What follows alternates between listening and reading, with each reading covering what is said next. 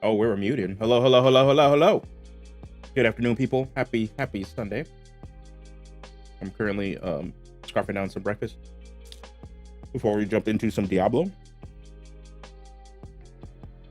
So please excuse the munching. Hope everyone's having a fantastic Sunday. But another thing I wanted to do before we jump into some Diablo, give some brief updates as to what happened with the Dreadnought. So on Friday, I got some work done offline on the class.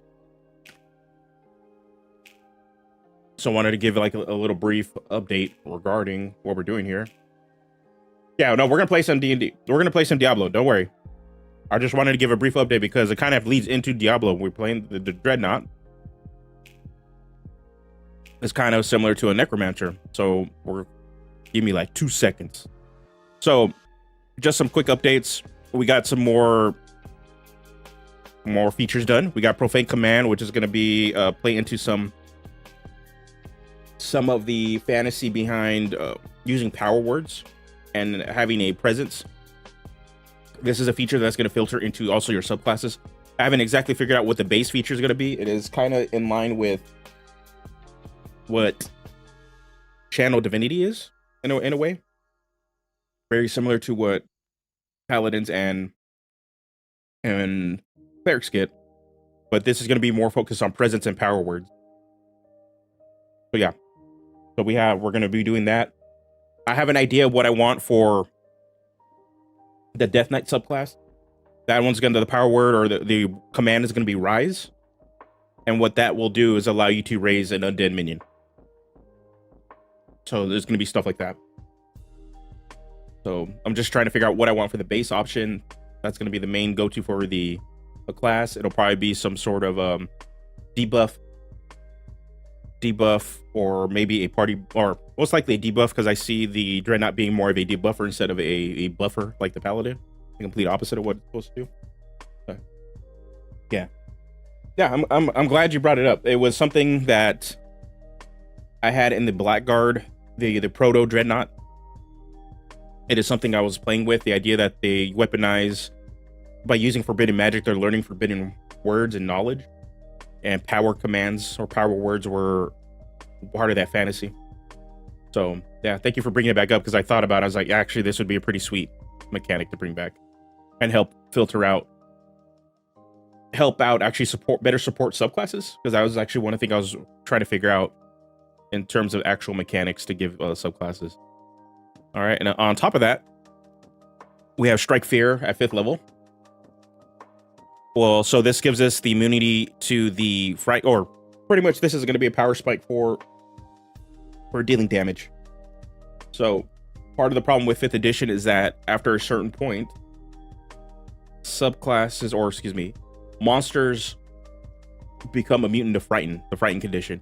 And a Dreadnought is all about intimidating presence and frighten. So instead of giving like a weapon bump that makes your weapons magical automatically, this is kind of filtering into that. So at 5th level, creatures that are immune to the frighten condition lose this immunity against your spells and class features, though they have advantage on saving throws to avoid or end the condition.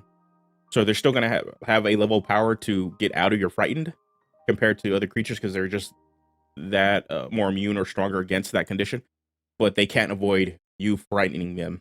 So it doesn't turn off Dread Blow. So that was like a big thing. At 7th level, we're going to get Malefic Metal. You have advantage on death saving throws and gain immunity to the frightened condition. So at 7th level, you are the scariest person on the field. You cannot be frightened. So that's what that bump is for. And then at 9th level, we're still playing with this one, but the idea behind this fantasy is you're going to use your Profane Command to consume a curse off a magic item or a person. So it's going to be similar to the remove curse spell, but it's just, yeah, you're so adept at manipulating and understanding forbidic and nefarious magic that you can end it and consume it to help empower your own magic. So it'll give you a hit die back, which you can then fuel into casting spells. So there is that. Then we have Skullcrack.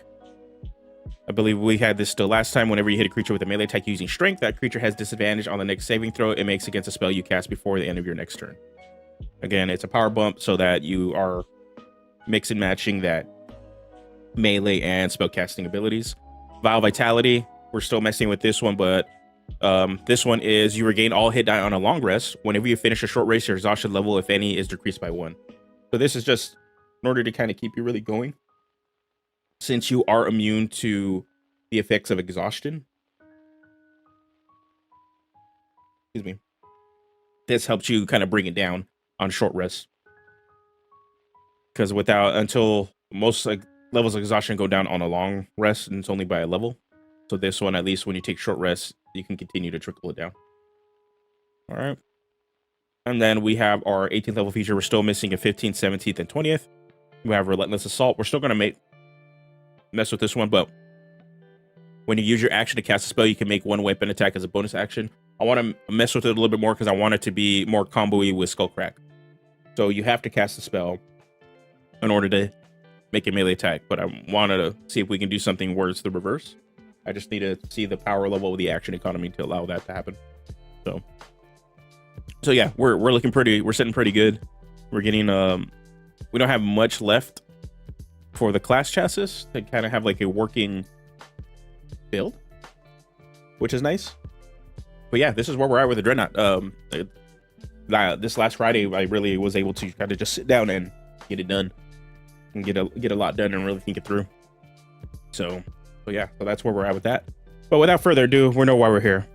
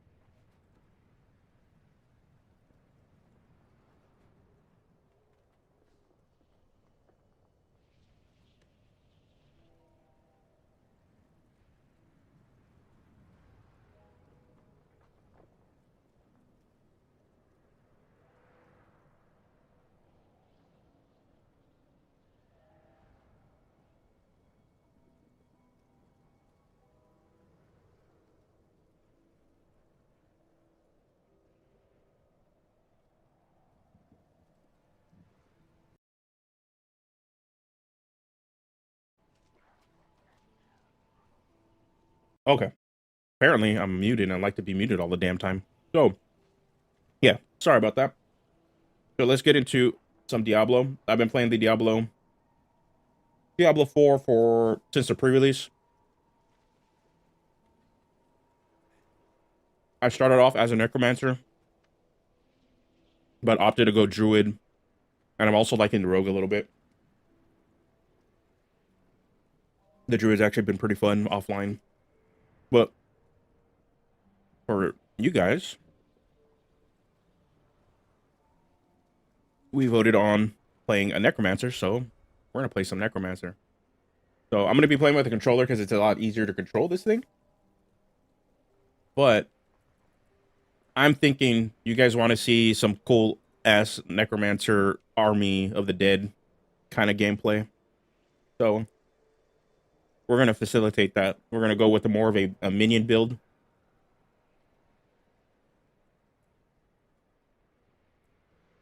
So we need an actual melee weapon or melee attack or energy builder to help facilitate that.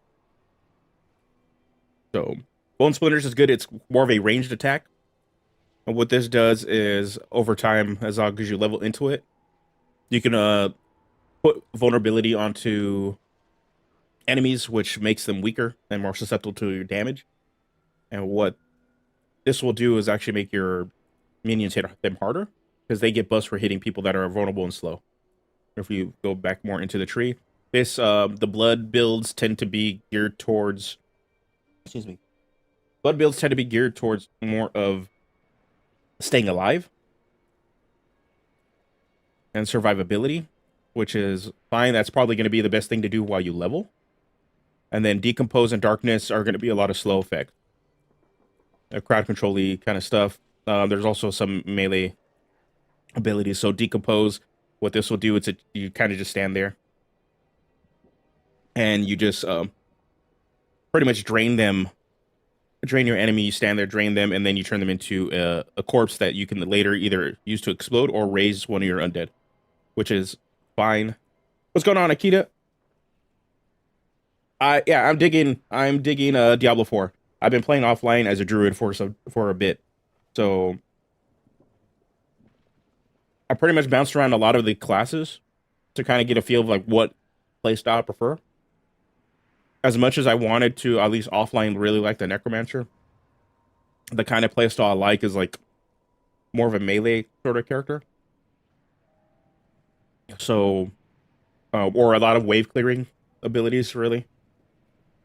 And I didn't feel, I think for me, Necromancer has a lot of like micromanaging control to do that, even though they're really strong at it. But I felt like the druid as a bear or this mid-range or mid-range rogue that I built that's more about throwing knives and wave clearing with bow and arrow gives me the dopium hit. The 17 damage meme is true. You know what? Nah, like the bear druid's pretty sick. I think I need to fix my build a little bit because I think I went all in on fortify. And there's some overpower builds that are a lot I think get more mileage out of it. I don't have to sit there and manage my health too much with the overpower build.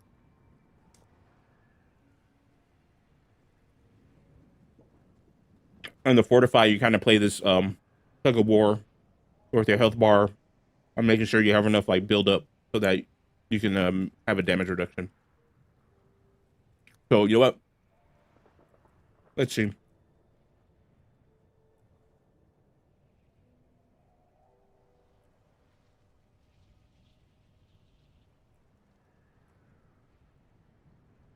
Yeah, I will go 100% go Necro, and just the aesthetics are too good for me. And I love the gameplay in betas. The only thing I hope they will get some kind of mobility. Yeah, right now I'm trying to figure out. I'm thinking we'll go with the Reap, and then we'll build into a corpse making. I think we can go some sort of like melee with this right now. Some sort of melee blood surge build. But actually, you know what? No, let's not do that. Actually, I know what we're gonna do. I know what we're gonna do. Okay, we're gonna go with sort of like build I had before. Part of the thing with the undead is that you have, in order to really sort of wave clear, they get a lot of buffs for debilitation. Okay, let's raise my armies now. We got 3 Bodhi boys. Okay. I'm sorry, Bambi. And we're gonna keep rolling. Blood build's cool. Like I did try to mess with like what I was doing was messing around with different builds because respecking is so easy, and I'm actually glad they allowed it to be super accessible because all it does is cost gold, and then by the time you get into like end game level stuff, you're not really using gold for too much. It's just the way these games are kind of built. You just farm gold.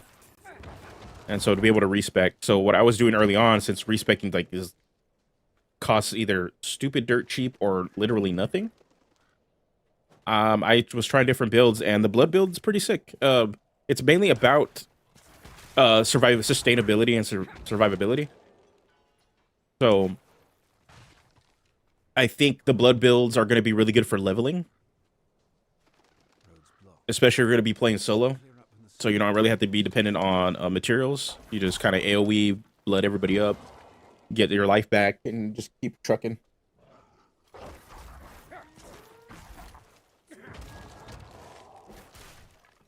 I don't agree with the D2 fans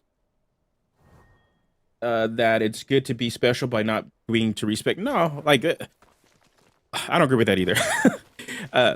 Modern I think if you want to play in a hardcore mode, okay, that is perfectly viable. Go play in a hardcore mode.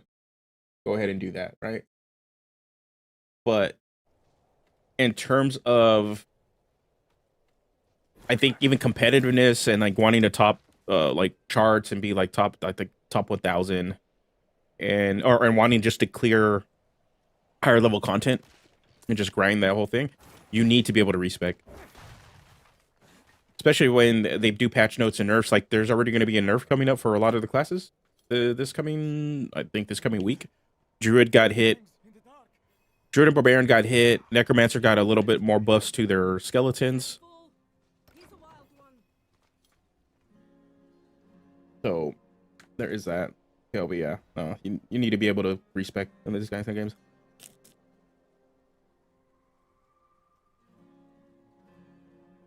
I don't want to see builds, so the ability to test stuff and see for myself what I love and what not is super dope. Yeah, exactly.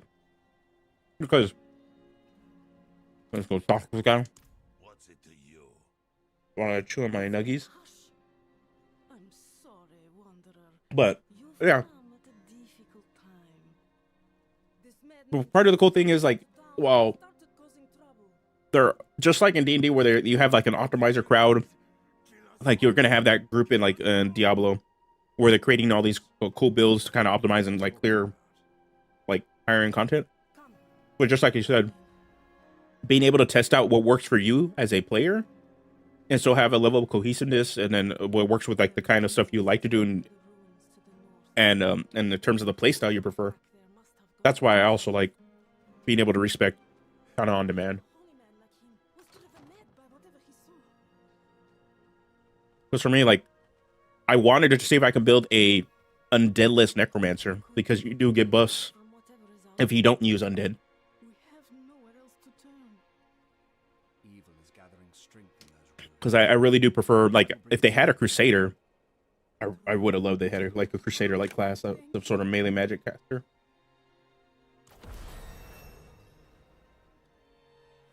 All right.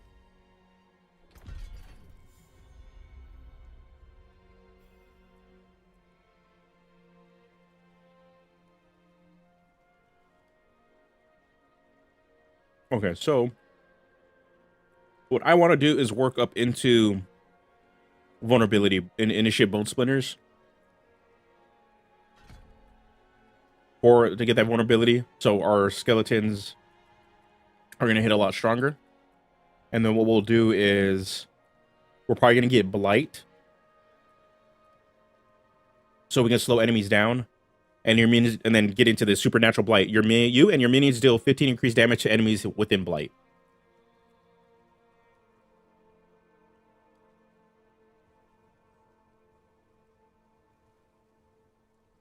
I hope they will bring. Oh, same. I love the Crusader vibe in D3. I hope they will bring him up and not the Paladin from D2. Crusader is so beefy and big, and we saw the kind of those armors in Kill of a Shot already. Yeah, they have to bring some sort of holy warrior. Like, I don't see them not, because just with the aesthetics of Diablo, a holy warrior class, whether it's a Crusader or Paladin,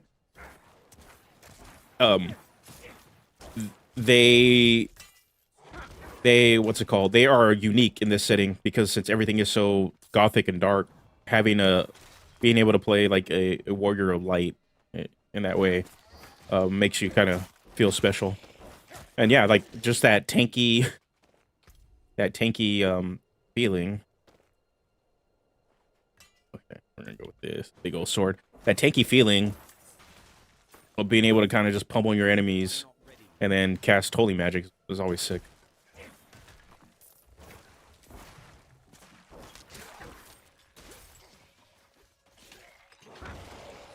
Yeah, that's one of the two classes I'm hoping they do bring is, let's go to our first dungeon.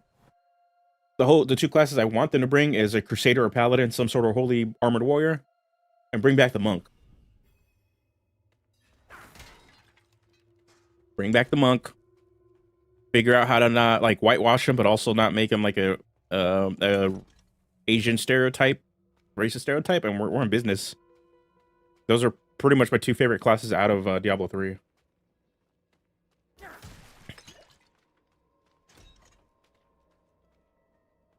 but they could leave the witch doctor in Diablo 3 where it belongs. Just leave it there. Heal my bony boys.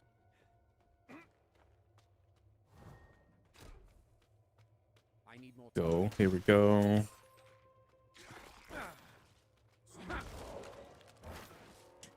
Okay, here we go. Clear these guys up. Let's heal my guys back up. We're gonna keep going in. I'm playing with a controller because I'm finding it's a lot easier for me to kind of actually control where I'm hacking and slashing compared to mouse and keyboard, even though mouse and keyboard is the preferred. Excuse me. But I don't know, it just works. Okay, here we go. Let's put some vulnerability, and then we'll get into blight and work our way into that. Yeah, Witch Doctor was weird. Like, outside of the very problematic aesthetics of the class, you didn't really have a lot of control over kind of where your abilities were hitting, and it seemed like a very poor, like a poor man's necromancer. I played the Witch Doctor for a bit just because I thought it was just funny to just send random frogs and just bees and stuff at people. But in terms of just ability to feel like you're doing much, the Witch Doctor's playstyle was definitely weak. To that back. I need more time.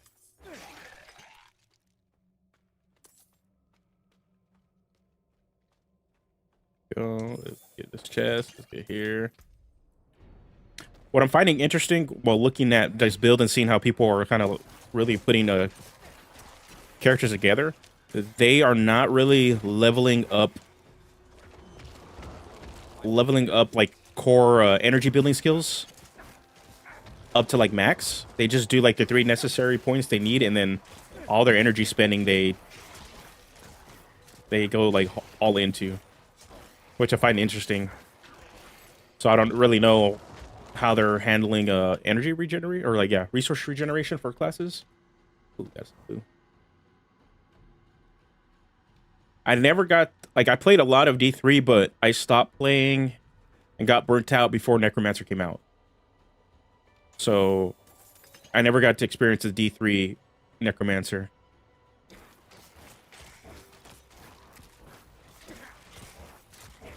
Yeah, I think at later levels, it's gonna be one of those things that you're not gonna really need to max out. Okay, let's get into some blight.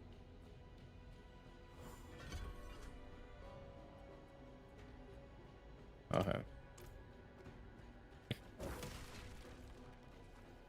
Yeah. For me, I think I'm wondering if there's gear or something that just makes it so. There we go. Slow you guys all down. Make you vulnerable. Yeah, I'm wondering if like there's gonna be gear and stuff that just has you endlessly regain resource, and that's why these other builds that I've kind of just seen, like they don't focus on resource regenerating abilities. Slow synergy with summons, yeah. Oops. Okay, where we gotta go? We gotta go right. Let's go right and up.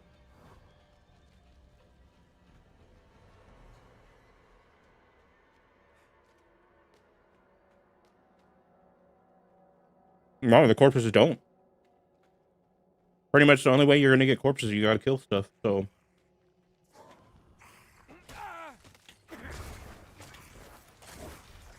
I'm not ready yet.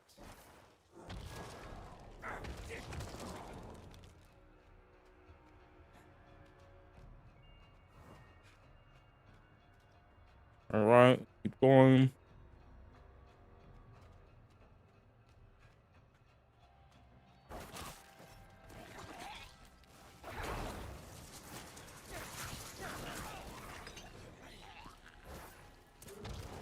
There we go. Got that vulnerability to go in and kill him.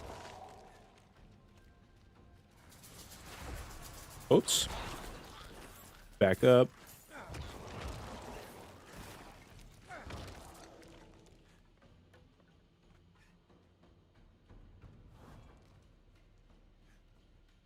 Yeah, we'll see right now. I think we'll build up this blight feature, and then what we'll do is oh shoot, and then we'll get the corpse explosion, because corpse explosion will probably be one of our main damage dealing stuff.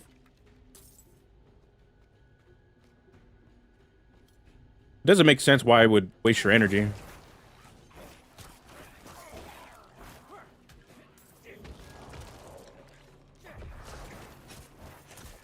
You beat him down, minions. All right. I didn't get to play the beta.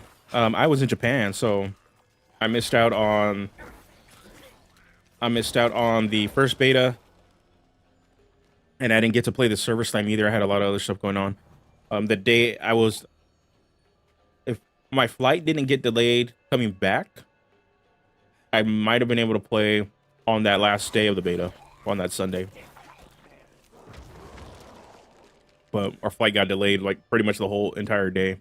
So I didn't get back till like late afternoon at night. All right, let's get some stuff in there. Ooh, we got a scythe. Let's reap.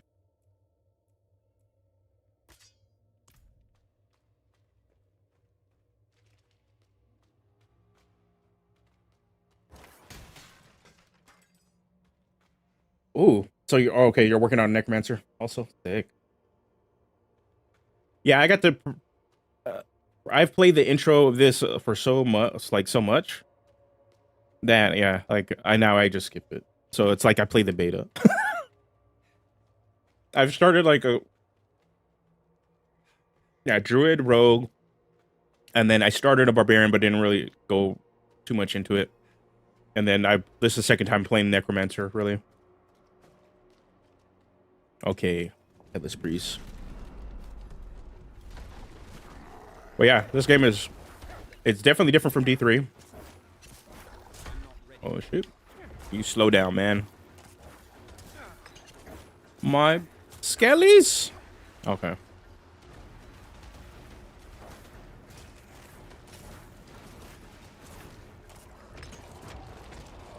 I'm gonna try to keep him alive. Oh, you going? Okay, go ham, go ham.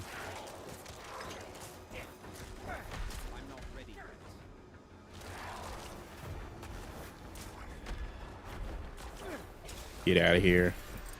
We did it. We did it.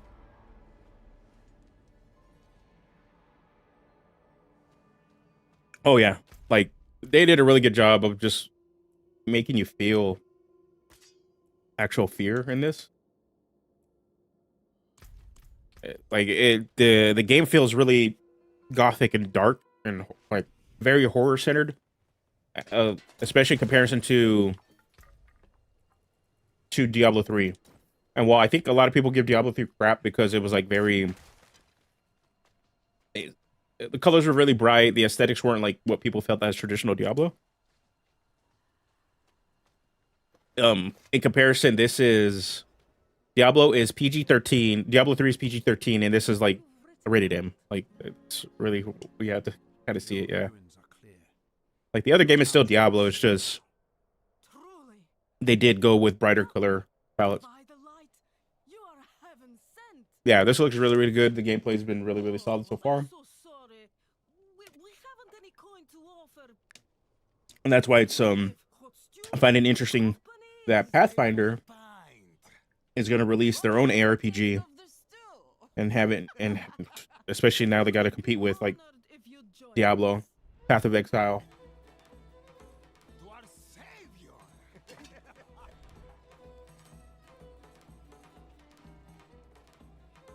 Because what, Abomination Vaults is on Kickstarter right now, and I'm not sure if it's going to have the depth and polish that Diablo's has.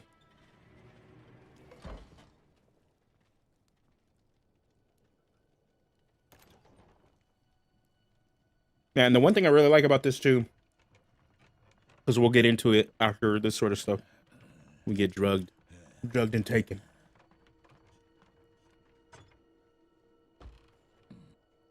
A little nappy time.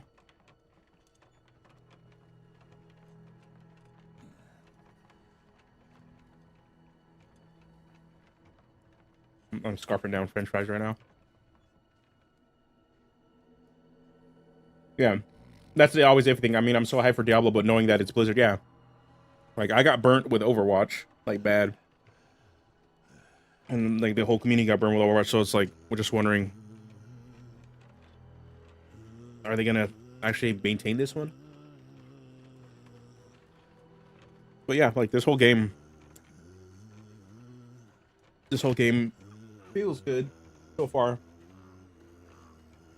And on top of that, like, when we get into it after, like, a little bit after this, the world actually feels like a world in comparison to Diablo 3, where everything felt like quartered off. We're kind of just loading in areas, stumbling into stuff.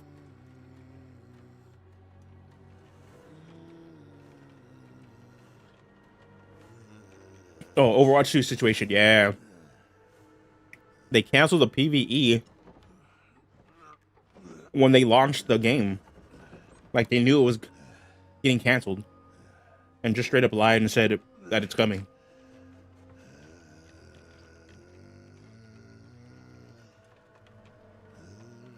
At this point,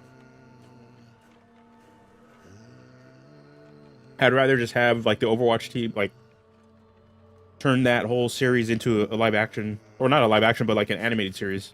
Put that on Netflix or something, and I'd watch it.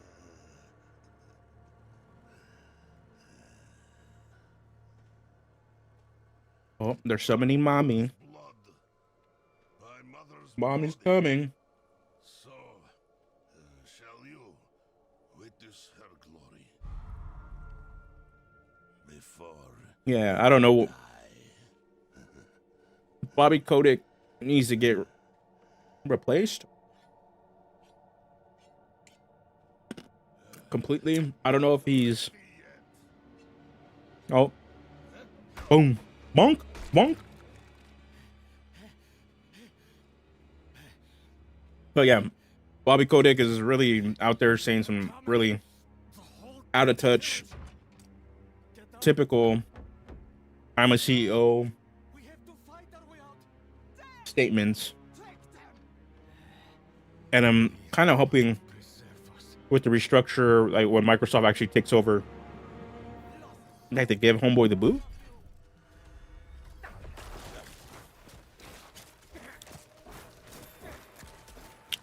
Because normally when people in these situations, like CEOs, there's really no repercussion for a lot of them and this stuff that they do or say. There we go. And he most likely has another job lined up after this, which is unfortunate.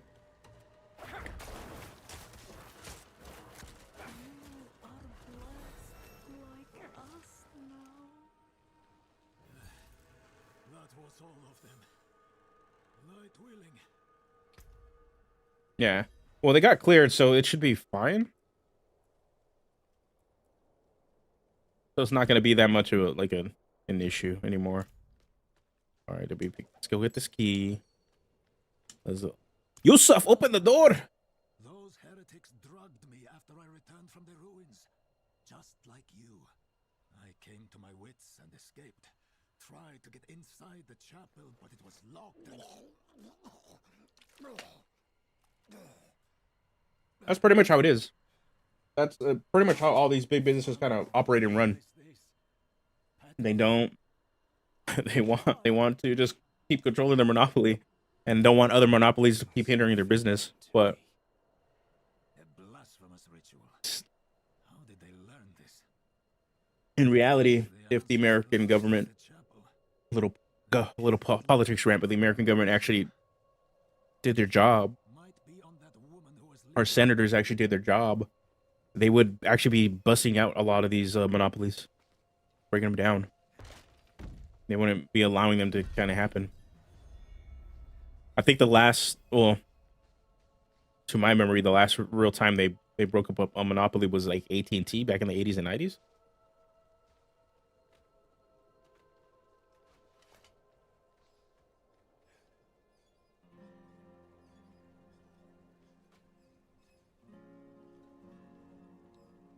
Oh, okay, you're from the EU. But yeah, it is. I'm not ready yet. In optics, it is definitely insane to be living here with all this stuff going on, especially looking on the outside looking in. And unfortunately, we're so used to things here in the US that some people are just numb, or this is all they've known. So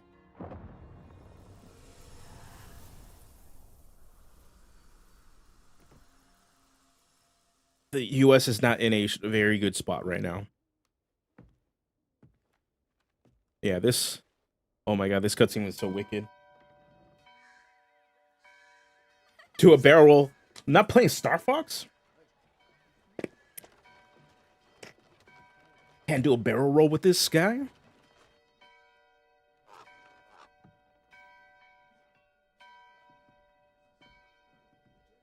God, I love this cutscene. Good. I mean, it's pretty scary to live in an area with Russia, but still, yeah. Yeah, honestly, I don't know, the world in general is just in a really tough spot right now. But history has kind of shown we always end up pulling out of it. And yet you stray from it at every opportunity. You drink and gamble. You covet and steal. Shameful. Uh-oh. Uh-oh.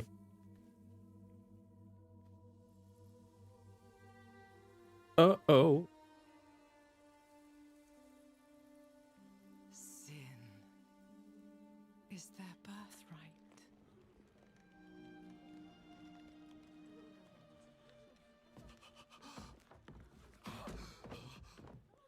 My children. The lords of hell are coming to devour our world. Salvation lies not in the light, but in you. The faith has taught you to deny your heart's desire and turned you into a prisoner within yourself. Break the chains and discover who you were meant to be. Break the chains and be beautiful Ooh. in sin.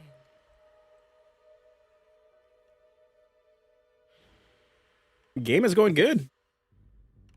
What's going on, Fallen? We are start kicking off with this Necromancer.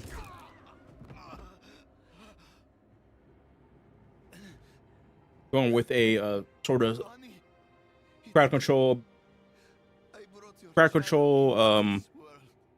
pet build, minion build.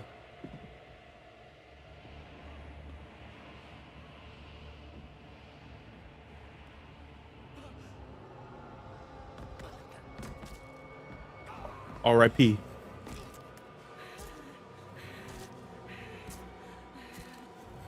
R.I.P. Priest.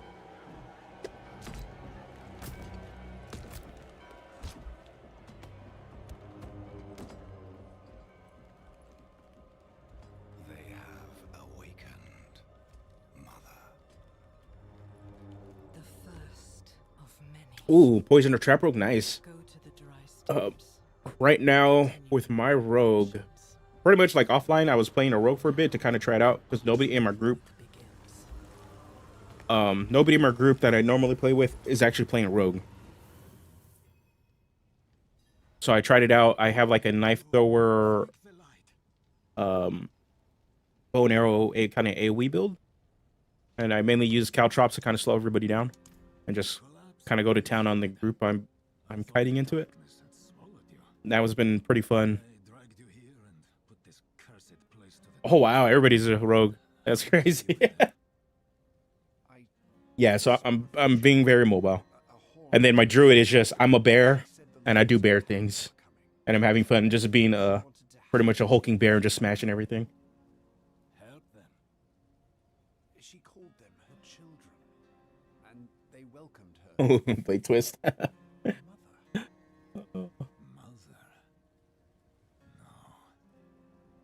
It But yeah, cannot be. like offline I'm gonna be maining druid most likely, just doing a very druid sort of tanky build. Just all about going in and slamming stuff.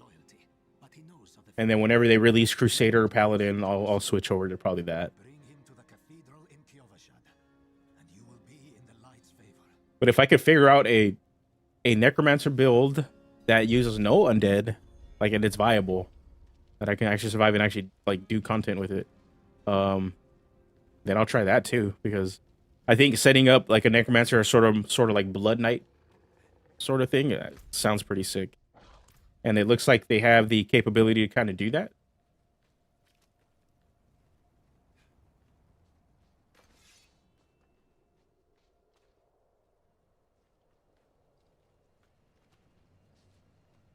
Oh, okay. So you're into the idea that they kind of have that stat block, right? It has like its own personal stat block, and that's pretty much it.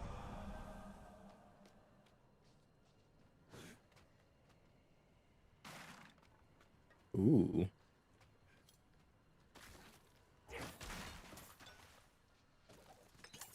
All right, let's go into the cellar. Go. Hello. Yes, get slow. Get slowed on.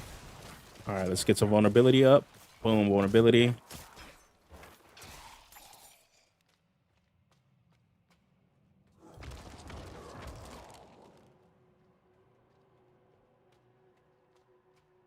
Yeah, because for the one D&D druid, I get it and understand why they wanted that base stat blocks because it makes a lot of sense. You don't have to like dig through every friggin' stat block to kind of figure out what you can use. And since not all animals are, or not all beasts are like of the same CR, their viability will differ. And by having that kind of base stat block, that kind of solves the problem. But I definitely people were wanting. I got to get the boots on too. We're wanting to be able to feel like you're different animals. So if they have some sort of trait system that you can have in addition to that base stat block, I think that'll give everybody the feeling of being the animal that they're playing, while also trying to simplify it.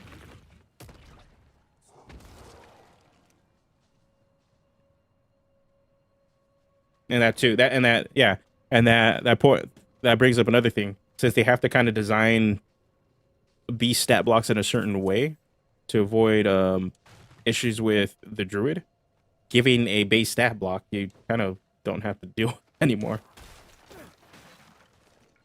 I need more time. A shout barb, ooh, that'd be sick.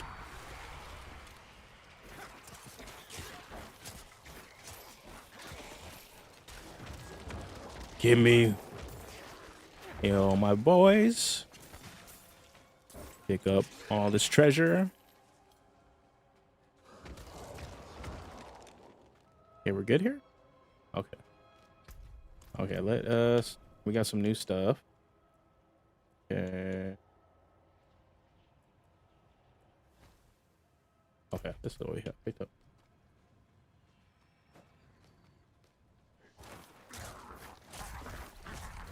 I'm not ready yet.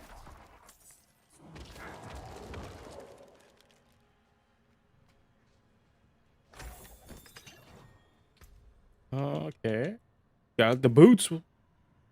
They got no fur, though. No boots with the fur. All right, let's go. Hello, werewolves.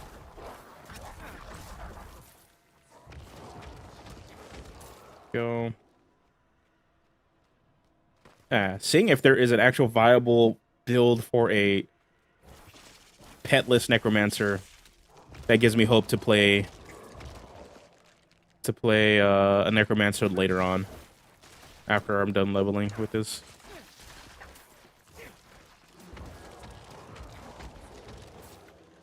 Because I'm thinking I'm doing the same thing with the druid right now, because you have the option like getting pets too.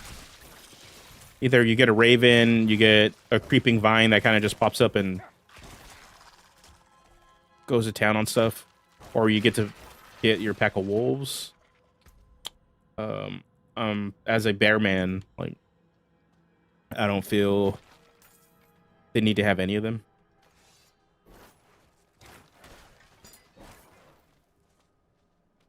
I really want to redesign marshals for my tables to turn off the resources entirely, making their abilities refill on initiative or something, or gaining the kind of resource through the progression of battle.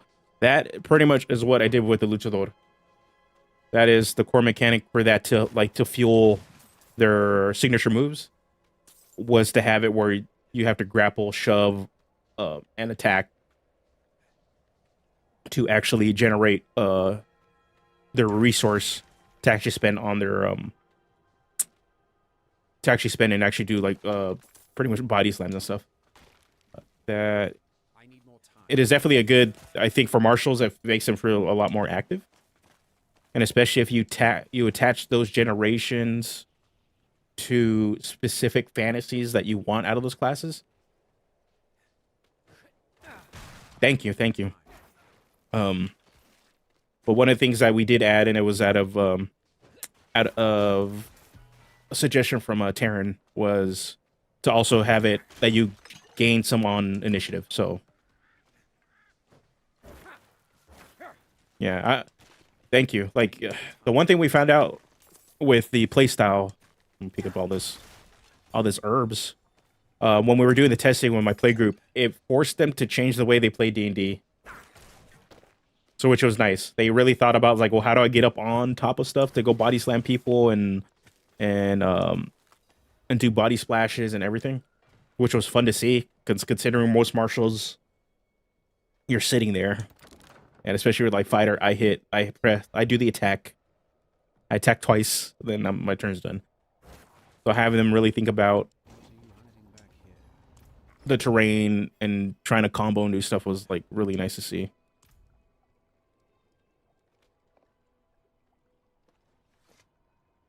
Yeah, I'm whenever they get a chance to play it, I would love to hear feedback on it.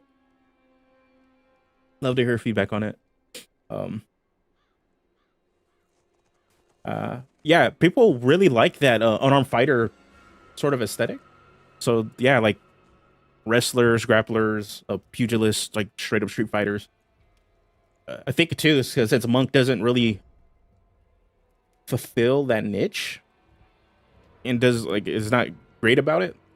That's what makes it so that people are seek that fantasy out.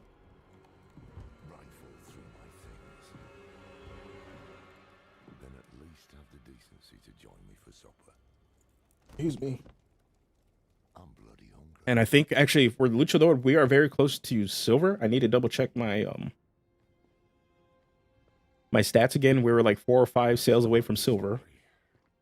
And as soon as we hit that medal, I will definitely be working on a huge update to add some more subclasses, some magic items, and also some like enemy NPC stats, some monster stats for people to play against wrestlers. And then hopefully that will bring us to a nice solid like 18-ish page count, so that we can get it on print on demand. She was banished ages ago, but this world is her creation. Yeah, man. Part of like we had It was prophesied Taryn, Ross, and I had this discussion like very early on with his channel when I was doing regular Sunday streams discussing like 5e content. And the biggest thing we were saying is that Stunning Strike takes up so much of the power budget for the monk that they can't really do anything else with it. On top of all the weird cultural implications of their design that make the monk just very unfavorable. That if they actually those are like the two things they really do need to fix, Use it. on top of just like straight up Find out what she's after. average damage that they do. Good. So most likely when we see the monk in 1D&D, Rest while you can. we're definitely going to see a bump up to their average damage, If we can't stop Lilith, and then we will probably see them attempt to change sort of the flavor aesthetics that are not culturally sensitive anymore. They're just straight up not. But in terms of Stunning Strike, I have a feeling they're not going to touch it. I'm going to be real. I don't think they're going to touch it.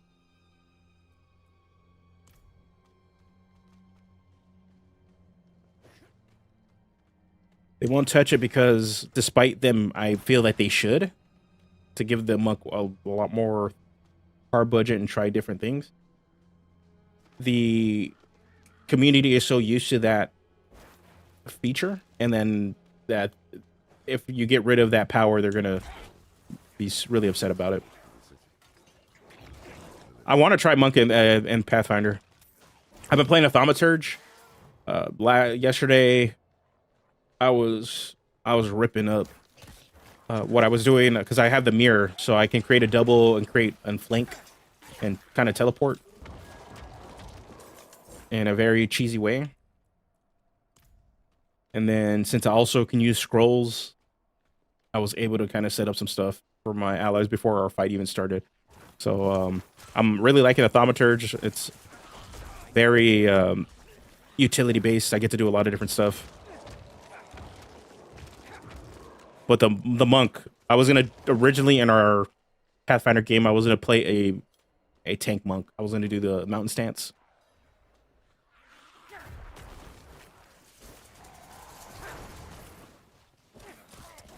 But the character I was playing, because we're playing in Eberron, it just didn't fit with the story my DM was sort of wanting to tell. We can attack faster. This armor. Okay. Yeah, let's do this. Let's do this. Go. What is that statue? Arius.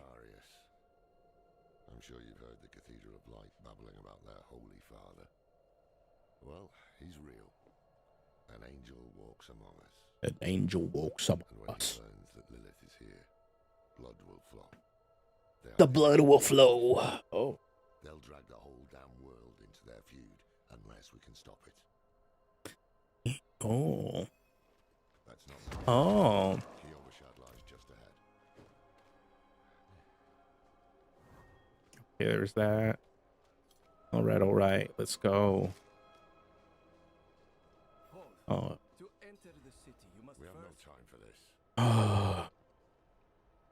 Okay. Now we gotta go. Kiyovershad, you must Gotta go throw our sins in the fire. gesture, but some people take comfort in it.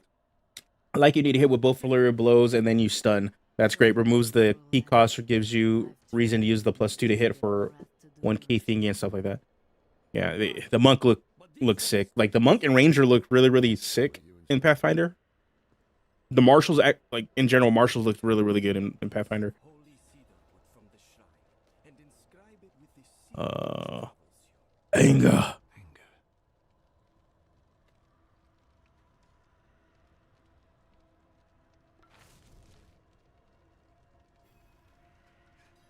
Go. Funny part is a lot of our playgroup in our Pathfinder game mainly consists of marshals. So we actually only have one spellcaster. We have a cleric, and then the rest of the team is an alchemist, an inventor, me as a thaumaturge, a rogue, and a gunslinger.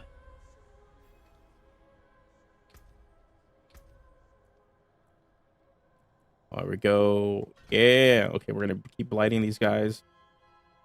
Okay, next level. What are we gonna work towards? What are we gonna work towards?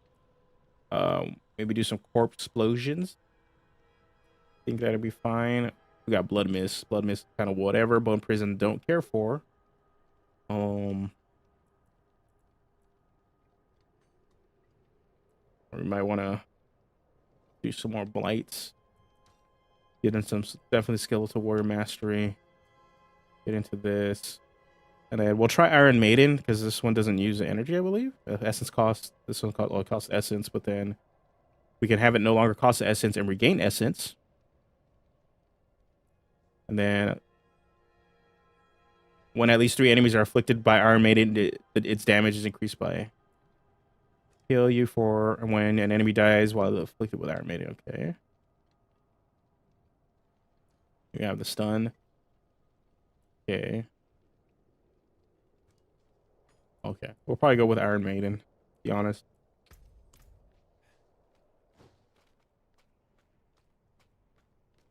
Okay. Now we're going to get into the town. This is pretty much where the game actually opens up. And you can really start teaming up with people. So the intro experience is very single player. And as soon as you get into Corvus-Shah, this is where you can actually team up with your friends. So that's the only, like, I think only negative. If you're trying to play Diablo 4 and want to get in with your friends, you're not going to be able to do that immediately. But it doesn't take too long to get into this. We started at 1, it's only an hour in. And not bad. You could probably do this whole intro stuff if you don't care for the story and kind of skip everything in like 30 minutes. So the old man's finally decided to bite back. Knowing him, He didn't mention coin, did he? If he wants his weapon, I have not actually got up to the horse. My highest character right now, highest I've played is like level 20. So I haven't actually like really got to grind like high enough to unlock the horse. So I have no idea. If I play later tonight with my druid, we'll see what I get into. what is it? The mark of the Heradrim. An ancient order of scholars. Oh, you can pre-hub city with friends, but you have to create your characters, quit, and then join. Oh, interesting. We are few in number. There is another Heradrim. Donan. Donan. Knowledge about demons is equal only to his hubris. Lorath, I'm to your left. Gotta talk to me. Help us. Stop. You should seek him out. You're just staring into the void. But don't forget about the cathedral. They'll be expecting. I'm to your left. They might prove to be useful allies too. You're not coming with me. I'm to your left. I'm going to the dry steppes to find out who that pale man is. Join me when you can. Just be careful. The pale man. Eyes to Lilith. The visions you see. You are the key to finding her and stopping whatever she has planned. Okay, here we go.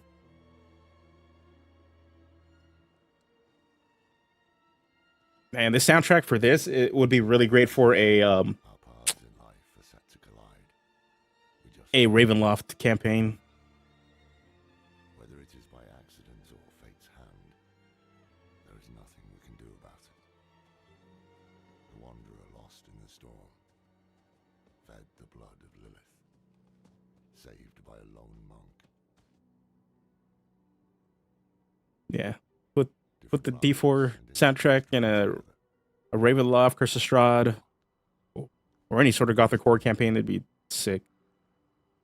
Or some greater power pulling the strings. I did not know. But at the time, I thought I had the chance to protect humanity from the daughter of hatred. The Wanderer's connection to her gave me hope. Imagine that. Okay, there we go. All right. Spreading darkness. Okay, unforeseen visit. Come on, you can load everybody. You can do it, Diablo. I believe in you. Here we go. Just look at his rubber banding. Oh my god. What is this guy? Oh, this guy's name. Oh, okay. Yes, well, Bozan has yet to return from delivering our tithing demands to Menestad. Perhaps you could sweep the roads and see what's there. Cool. We're gonna look for the monk. Okay. Hold on. What I want to do, we got a profile. So let's give ourselves a title. Which ones do I got? Oh, we're gonna be trash. We're gonna be trash.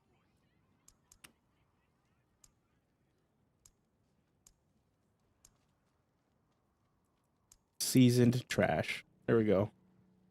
Emblem. This little dagger. There we go.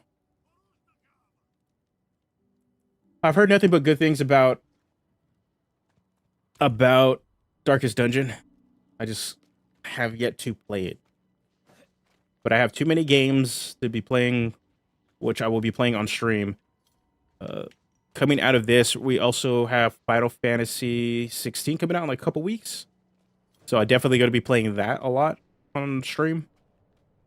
Most likely what I will probably do be splitting is like Wednesdays will be sort of our like gaming stream days, unless like some big news with like TTRPGs comes out during the week, then we'll probably cover that a bit before we jump into any sort of gaming. Oh, let's do this event.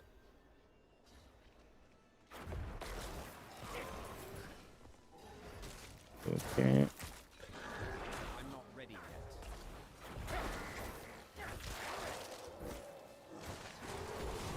Okay.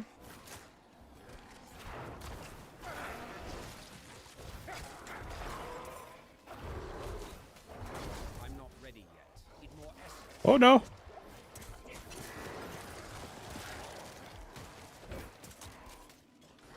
Oh my god. Let's go. Let's run. We can do it. Boom.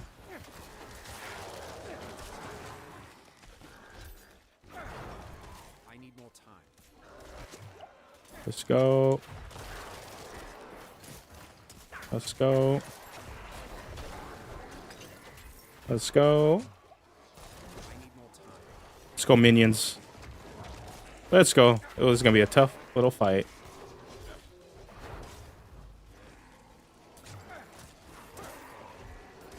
I need more time. Oh, come on. My minions are getting decimated right now. I'm out of essence. Okay, let's go. Oh, Jesus. I'm not ready yet.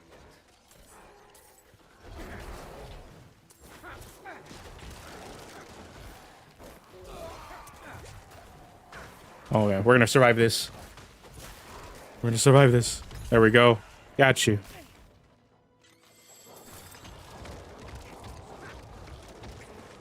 Heal, minions! Heal. Okay, we did it, we did it, we did it. With a lot of kiting. Oh, we got my crown. Oh, what we probably need to do is actually go back into town before we really leave. And sell some stuff. But yeah, so like I was saying, what we'll definitely be doing Wednesday nights will probably be more of a gaming night. Sundays we'll focus on, outside of kind of this Sunday, we'll probably focus a little bit more on design.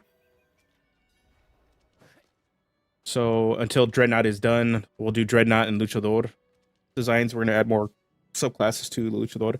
Dreadnought, after really getting some of the base class, like core class features done this last week, we're like in a good spot. We're kind of close to having like a working frame, a working skeleton, so that we can focus on supporting it with a spell list. You probably create more spells for it, and also we'll start working on subclasses. Okay, let's get some transmogs. Boom, boom. All right, let's sell all this trash. Can I help you? Yes, you can help me by buying my stuff. Sell, sell, sell. Oh, dang. Probably. Anything else?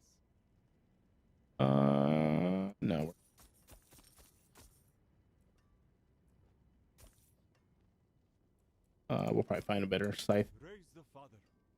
All right, Kita, thanks for stopping by. Thanks for hanging out. Thank you. All right, let's see what we're doing in here. All right, let's go pick up more. Oh, we got some more quests here. I need more time.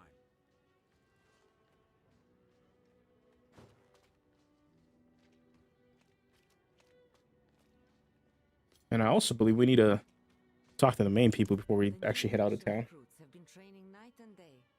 They deserve a little praise, but I can't let them see me as soft.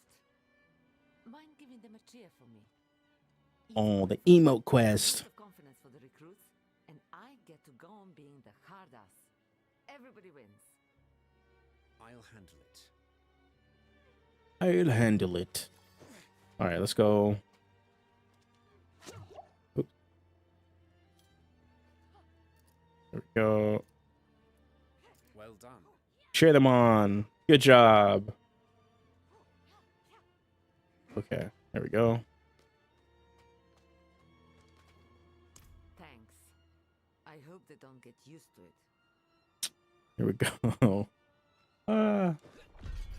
Okay.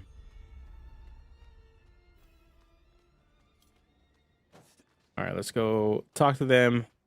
Get our main mission. Look at all these armored. All this beef. Okay. Let's open the door. Don't mind my posse. Of darkness. But the Father's light can be sought through penitence. No big deal. Just rolling up in your sermon. Walk in the light. There we go. We must be ever vigilant. Even NPCs need encouragement. Yeah. Let the light of Inarius burn away wickedness. Oh, God. Let not temptation lead you from his holy radiance. Let righteousness sear away corruption and sin. Cast out thy darkness, for only light must remain. Cast out thine darkness, for only light must remain. Is this the one from the west? Yes, Reverend Mother. Did Lorath not accompany you? He sent me on without him. We're gonna Putting faith in that old man was give me a sec. mistake. Switching Could possibly into be of Death no Standing import. mode. For my Lilith. So, you know.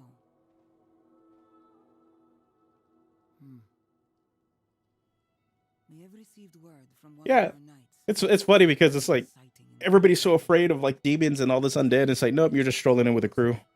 This Skeletons, no big deal. If you would travel to Yelesna and take stock of your I think the game that allowed you to like that actually had repercussions for you to be doing that is the Elder Scrolls Online game, where if you're a necromancer and you roll in with undead, like the actual the town guards and stuff try to like attack you and stop you. So you have to be mindful of that. Yeah, but not in this. No big deal. Here, take the knight's report before you go. Oh man, my necromancer has no drip. I'm sorry, you look goofy, man. Okay, what are we gonna get? Performed routine inspection. Nothing What yet. can we do? Sent in priest and escort of knights. We'll report in when we find something. Okay, so your maximum S is increased by 3. I'm not sure if I'm digging Corp Explosion, to be honest, but making my skeletons stay alive longer? I'm down.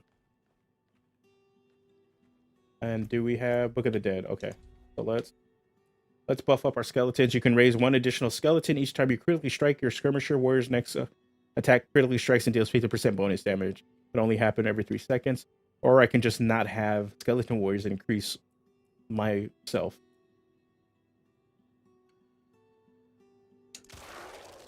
All right, so we're gonna raise 1 additional skeleton now.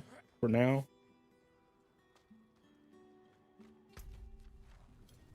we probably should do the little gamba, the gotcha.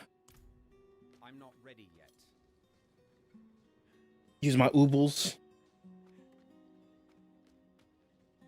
I didn't realize there was like a gotcha element in this game, at least on my other playthroughs. So I had like I maxed out all my oobles and didn't spend them. So I think we should do that.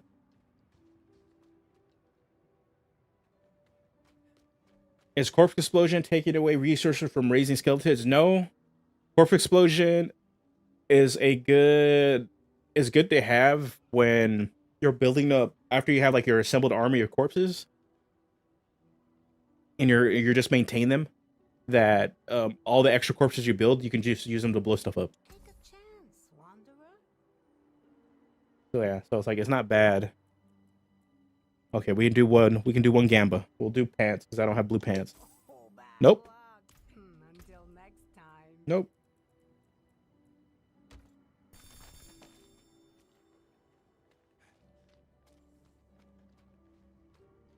So the corpse explosion is actually pretty good, like, reliable DPS. My issue with it is since, like, you don't really control where the bodies are at when you're AoEing around them, unless you're kiting enemies to those specific locations.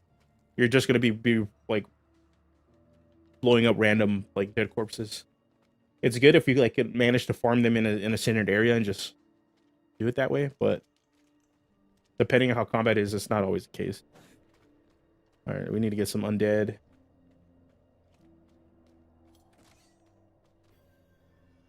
Okay. We need to kill some stuff.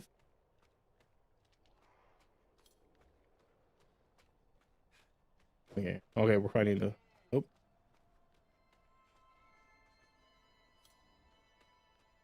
Bone Spear is still a thing.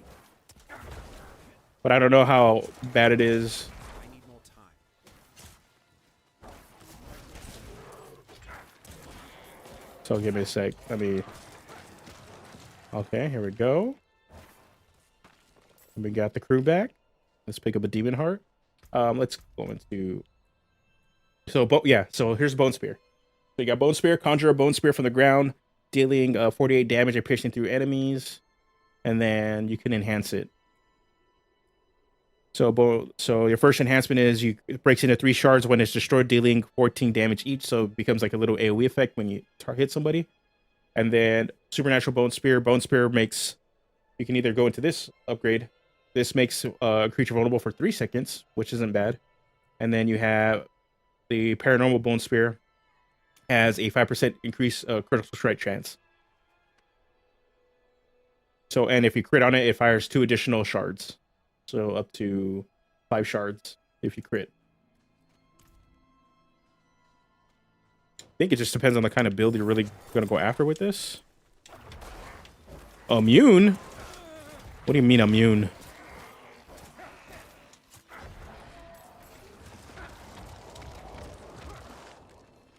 Immune. Get out of it. Immune. I need more time.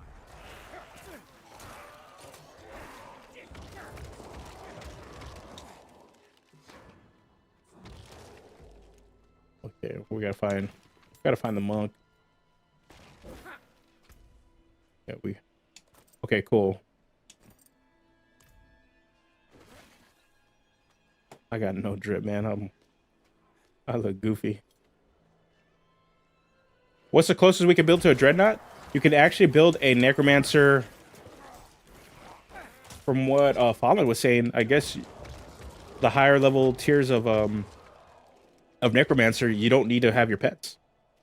So we can actually make some sort of like blood shadow knight sort of thing with this, which is pretty sick.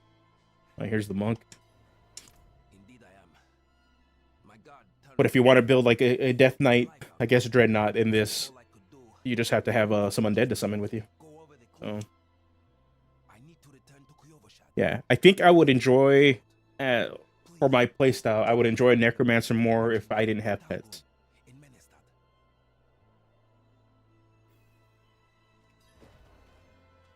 So for me, it's like I want to research like which sort of features do I need, or what abilities do I need to not have a pet build. I'm not ready. Okay. Okay, we need to... Oh, oops. Forgot to pick up the stuff on the side.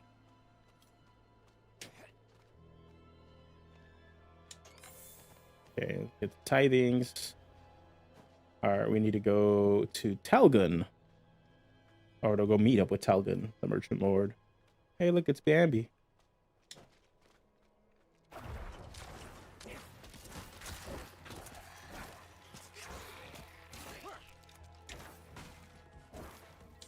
Okay. Pretty much, I think I'm really close to getting. Oh, actually, no, I'm not. I need to unlock the other parts of the skeleton army. Because you can have them be tanks for you too. They have shields and stuff. Or you can have them be reapers, which I actually prefer because they deal more damage to creatures. Or they deal more damage to your enemies that are infected by like or afflicted with some sort of status effect. Necessary arrangements. Please, excuse me. Okay, there we go. Let's get our teleport shrine here. And let's go pick up what we got salvage. Pick up Veil Crystal. All right, let's pick up this. What do you need? An arrangement I made went awry, and I was extorted by the ruffian Laskus for protection. He's camped somewhere near the pass to the northwest. Return the gemstones he stole, and I'll make it worth your while.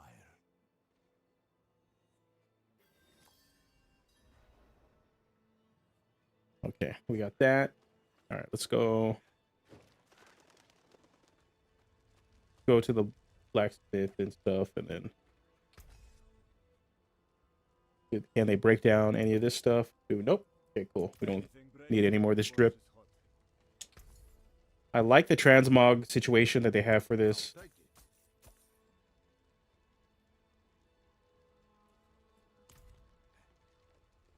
I haven't played Diablo 2 since the second. Okay, I haven't played Diablo since 2. Definitely do not have the time to invest in the core loop anymore. Yeah. I think... Okay, so if you want to play this game casually, I don't think it's worth the $70. Like, if you just wanted to play through the story of this game and kind of just enjoy it, it is not worth the $70 you have to put into it.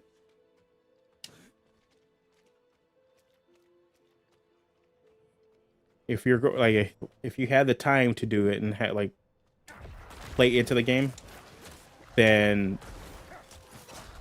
okay, yeah, you're gonna get your money's worth. This game is actually really, really well done, especially compared to Diablo 3.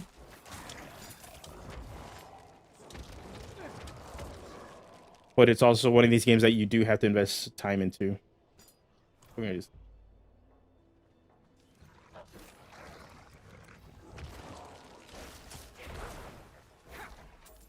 Because at that point, like, if you're gonna sit down, you have $70 to play, right? You have an extra $70 to play a game. At that point, I think you're better off getting like Final Fantasy or something else, something like that, because you're getting that singular experience that'll be worth your actual money spent. Because for the story for just Diablo, like, that's fine, you can get that same enjoyment, but a lot of this game is going to be the post game stuff, the post game experience, the grind. No, demon. Here we go. Oh, sick, there's a sorcerer here.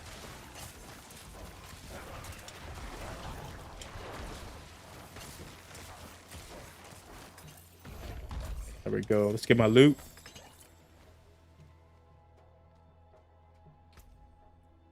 Yeah.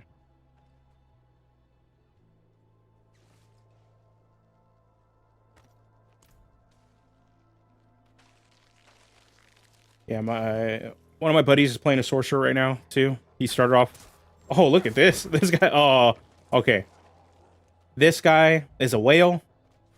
He spent at least 25 to 30 bucks on that armor set. I'm gonna say that right now.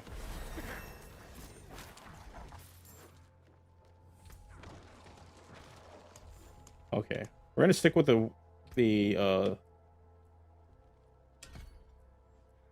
we're gonna stick with the skeletal warriors. I'm kind of avoiding the corpse explosion, to be honest. I like we definitely will do damage, but not my playstyle.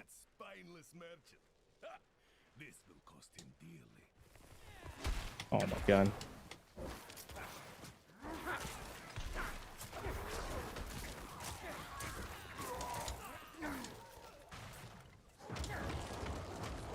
Let's heal my boys. Get us back. Let's go, Skellies.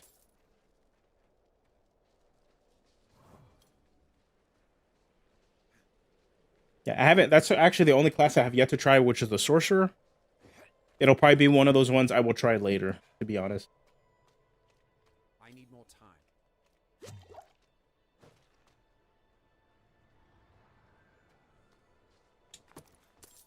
Let's go into this random cave. It's a goat. Do I even need to go up here? I'm just... Oh, let's go do a dungeon. There's a dungeon up here we can run into.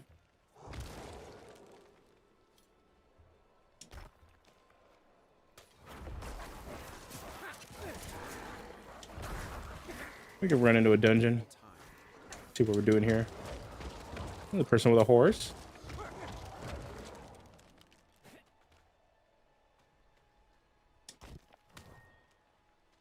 Pick up these iron chunks.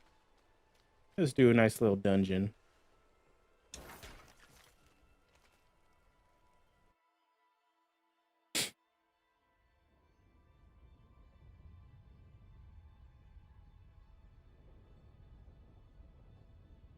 Ooh.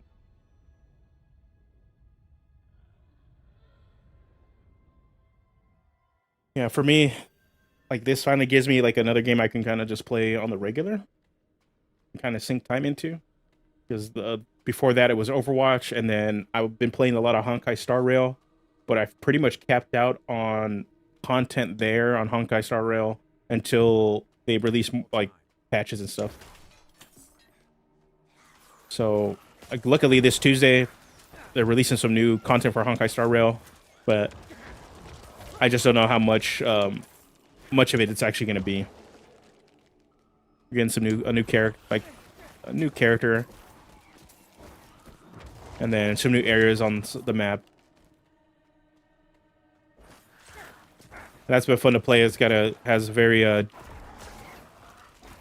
JRPG like sort of playstyle. Ooh, outsider pants.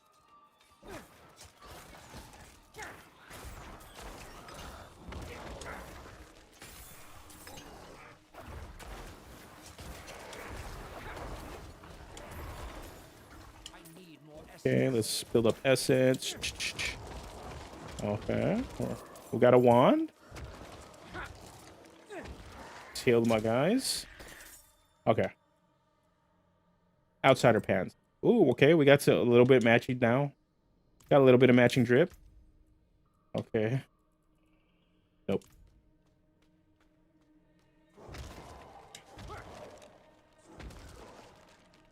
Ooh, okay, we got a boss already. We got multiple bosses. Oh no.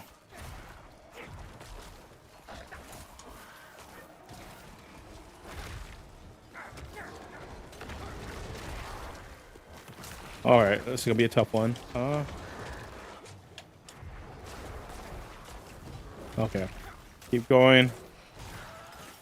Okay, we can do it. We can do it. Boom. There we go. More outsider pants.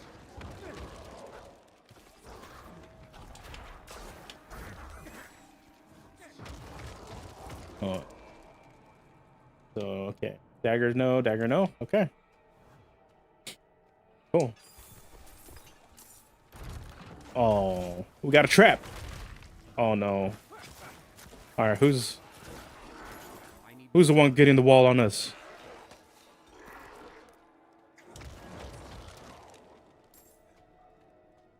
All that for nothing. Dang. Okay. Let's kind of go clear this.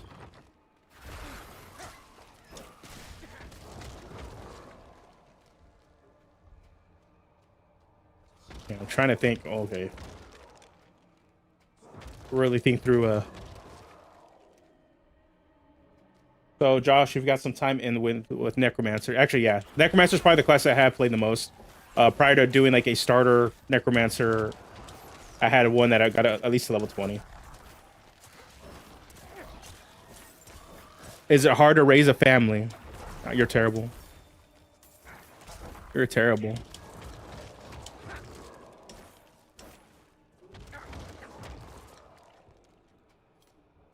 You are terrible, sir.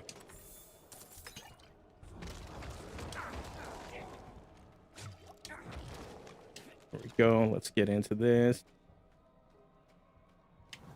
Oh, that is gruesome. That's a horse's head. Oh, another horse head. Oh, sick. Mr. Ed is everywhere.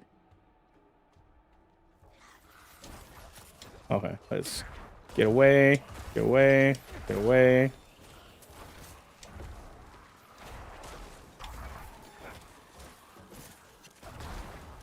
Okay.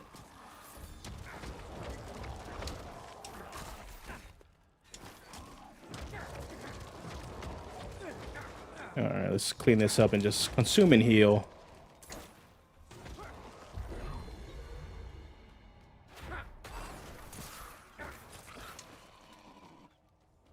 Actually, yeah, I will get skeleton mages. So actually, let me pull up. Oh, hold on. I'm a little buff. Let me use the buff, and then we'll pull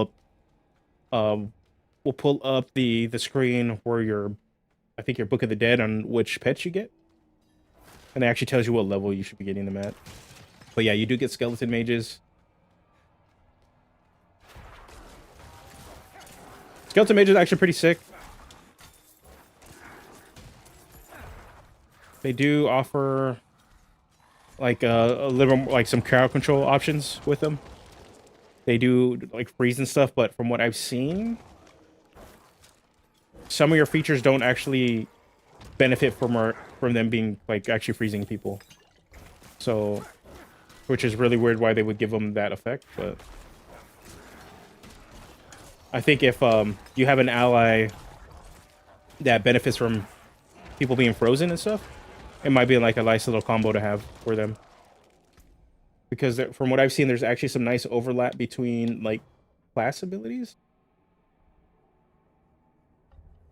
3 to all stats. Okay, we're gonna compare this. Yeah. Look at that. So level 15. Level 15, I'll get skeleton mages. We are at level 8.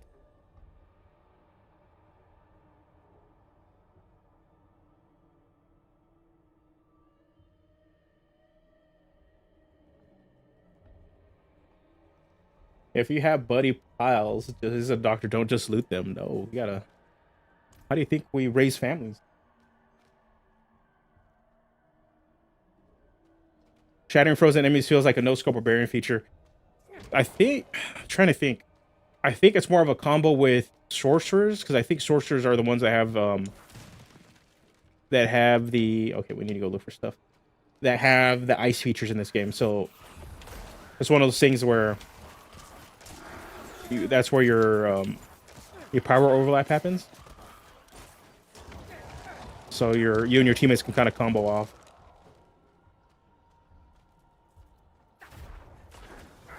I'm not ready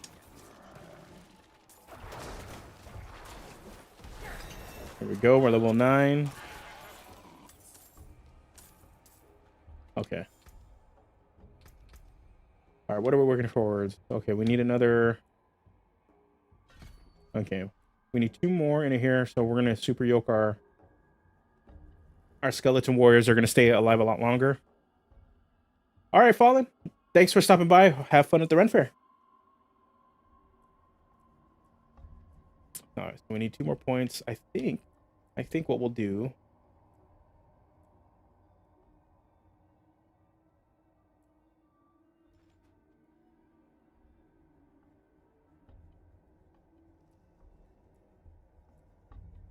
I think what we'll do is do some Iron Maiden.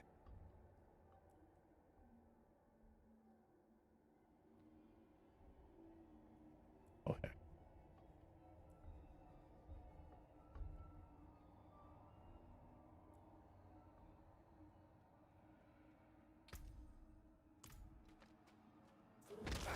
Yeah, Iron Man is actually going to be pretty good from what it looks like. It'll help with some energy regeneration. We can spam it a bit, depending on the cooldown it has. Oh.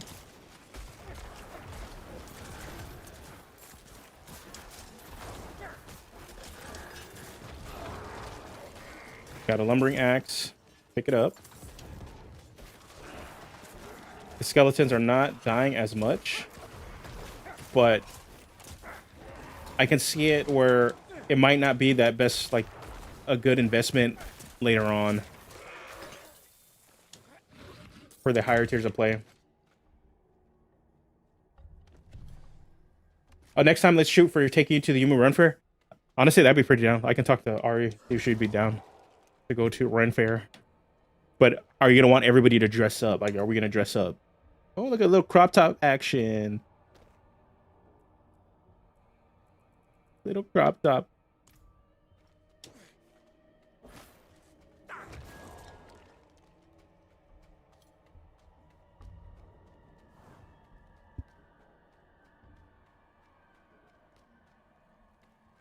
Okay, we got one of these boxes. Let's go return it to so we can open this door.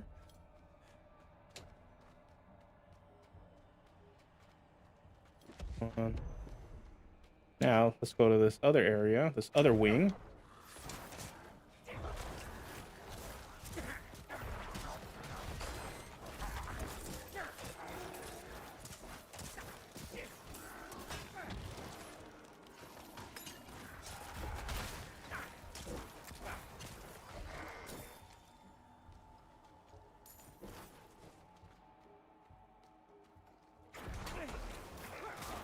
Go.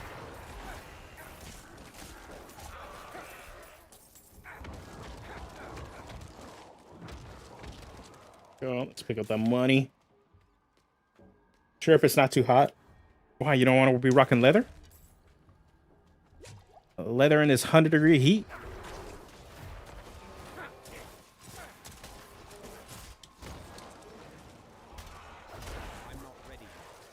Okay.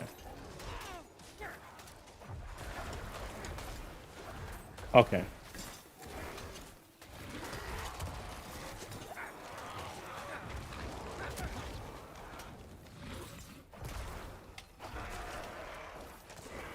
What's your favorite? Okay, then that could be bad. It's probably be windy instead. That could be something we can look into doing. I'm down. That'd be fun. Okay, let's see. Okay, we got... Okay, so unfortunately, now I'm starting to see, even with the buffs to our minions, right? We put 3 points in and increase their damage and their life. They're still getting hit. So what I think we're gonna do... My poor tired UK brain defaulted to centigrade and I got very worried. So I think we need to invest points into something else.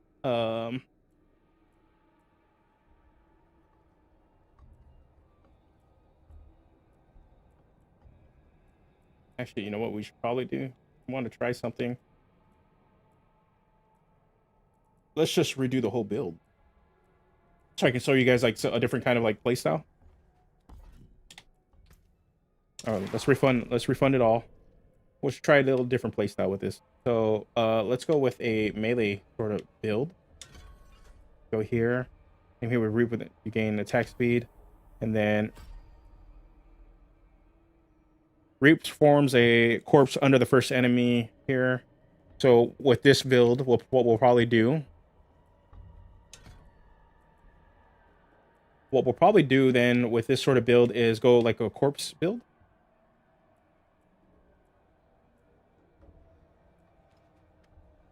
Okay. So we'll probably... Yeah, this is going to help us with some sustainability.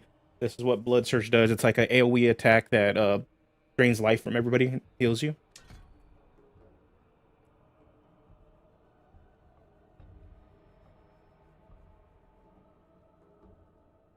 Okay, we'll do that. And then what we will do is we definitely have to do corpse explosion. And then how many points do we got? We got 2 more points. Here, And then what we'll do is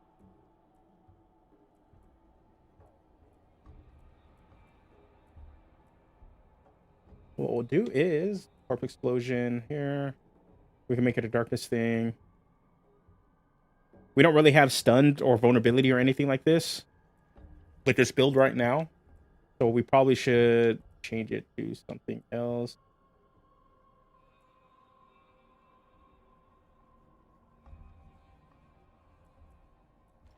Do this. Actually. Okay. We'll generate essence off of corpse explosion, and then what we'll do,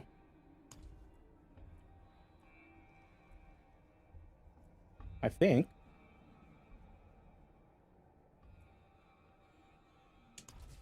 we'll go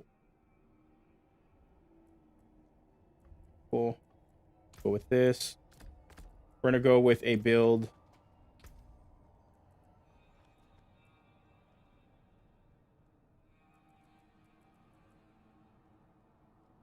Okay, we'll try this. So we're gonna reap. We'll AoE, and then corpse explosion will blow up stuff for us, like this. And we will not have any friends.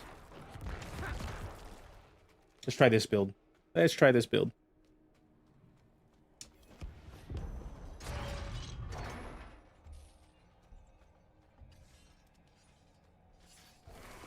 Okay.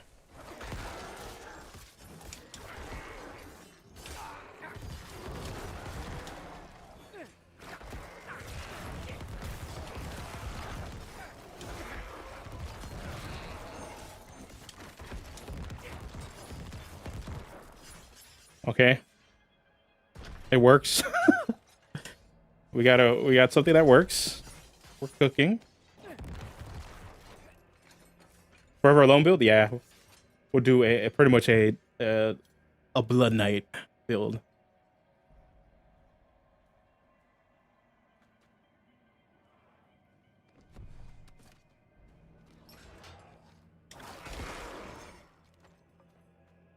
Okay, okay. We got stacks. We got stacks.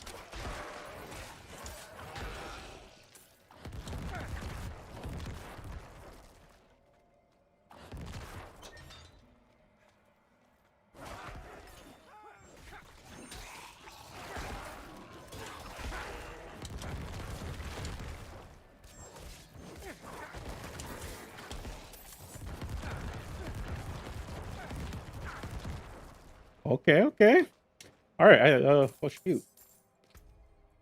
This sort of wave cleary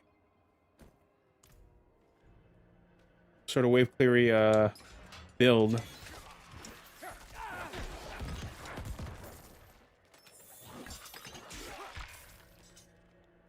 This is doing work, man. I'm not ready yet. Okay.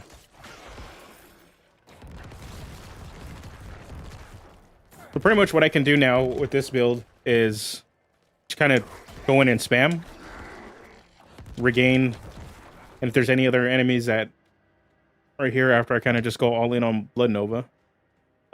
Anything that's dead like this, so we'll go here, boom, and then regain energy by blowing up their corpses. And if there's any enemies in that area, they'll end up getting killed by it anyway. So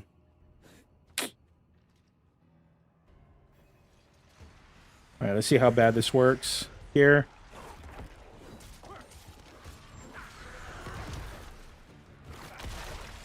Okay. I'm not ready yet. Okay.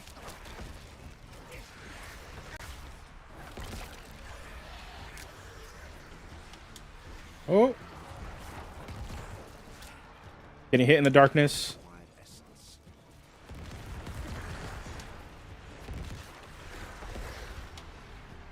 Oh, no, no, no.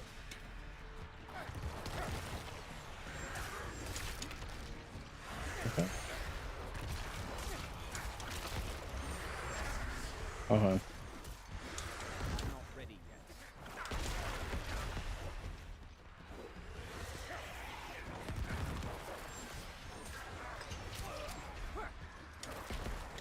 Let's go build up some stacks.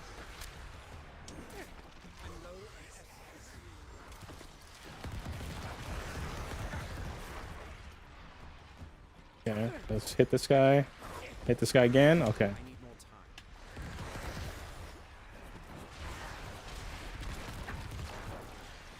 Okay, build some essence. We're gonna have a mega boom. There we go.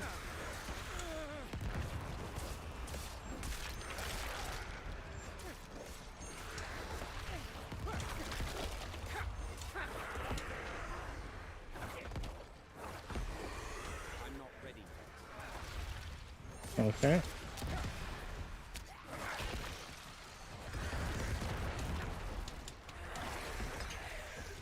Okay.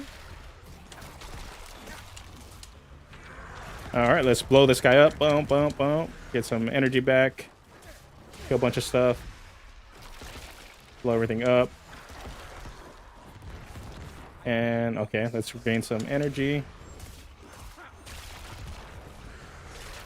Okay, let's blast and then blast. A big old boom.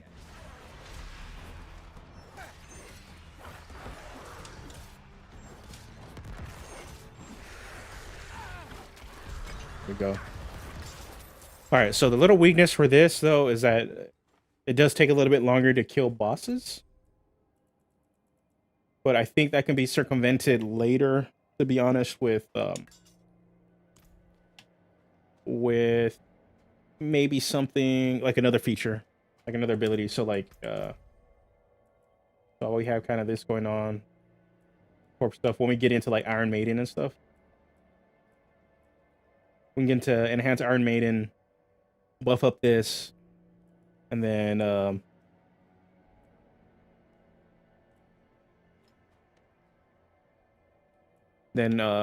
pretty much get increased damage against that enemy.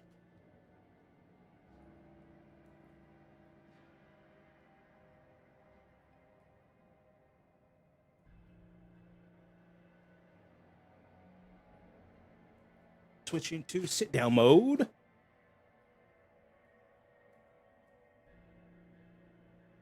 That's where it's from. Okay. In my standing desk. Just switching down. Okay, let's go back out of this.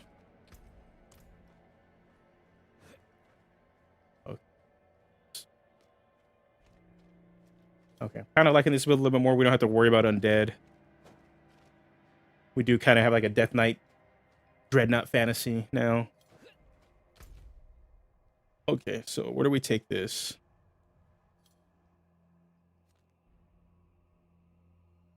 We need to take this somewhere, and I don't know where. So I'm not ready yet. Let's see if there's another place to kind of drop this off. Okay, let's see.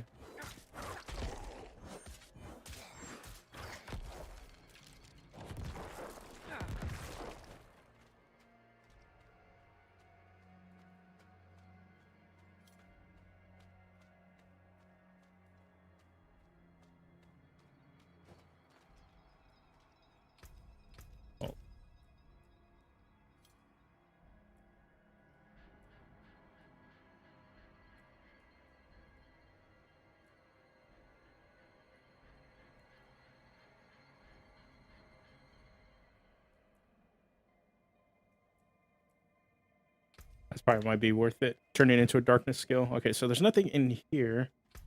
So we got to figure out where we need to take this in this dungeon. There has to be a spot where we kind of drop this off.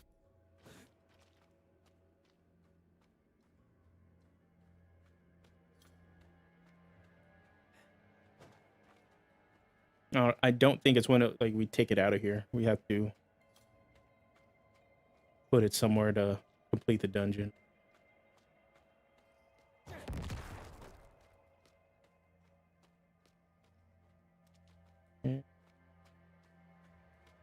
Okay, some enemies here.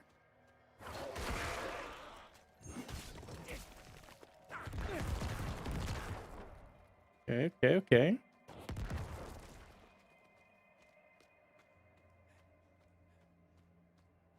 Okay, here is it here? Here it is. Boom. That's it. Okay. That's all we got. All right. Not worth it. We're done with this dungeon. Let us leave it. So that's another thing too. It's just cool. You don't have to like actually backtrack and run all the way back. You just teleport, fast travel, to get back to beginning. All right. Frames dropped a little bit. Getting messages on the side. All right. So where do we need to go? We technically need to go over here. We're seeing visit.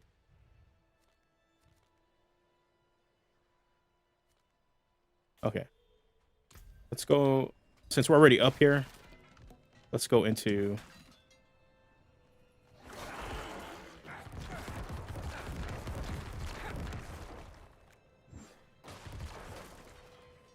Let's go up to this next area. Progress the story a little bit more. And then we will. Oh, excuse me, sir. Don't need to yell at me. And then we'll go back into the other town and turn in the other quest.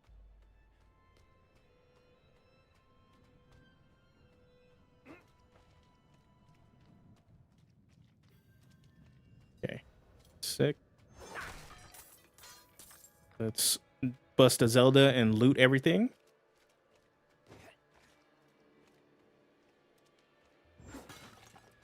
I need more time.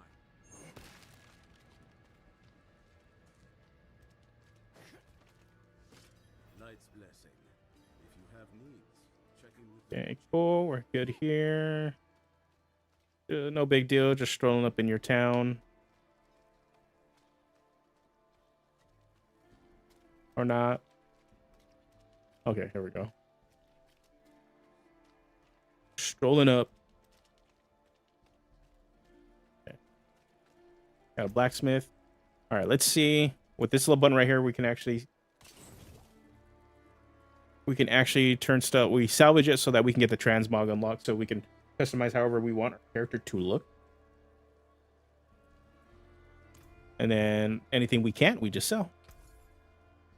So what we'll do is this. Sell, sell, sell, sell, sell, sell, sell.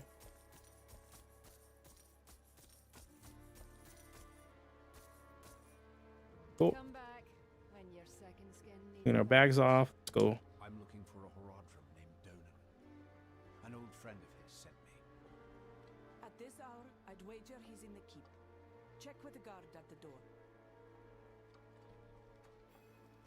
All right, let's go back over here. Okay. This area does not have a teleportation, unfortunately.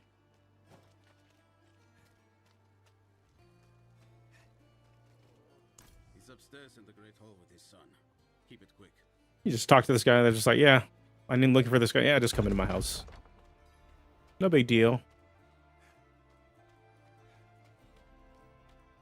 Just come in. Dad, I need to be out in the field with the other knights. Why the rush, my boy? You know, I found some of my old Horadric tomes. Stay here, and we can go through them. I'm big ol' I can take walking in on an awkward conversation. We have a visitor.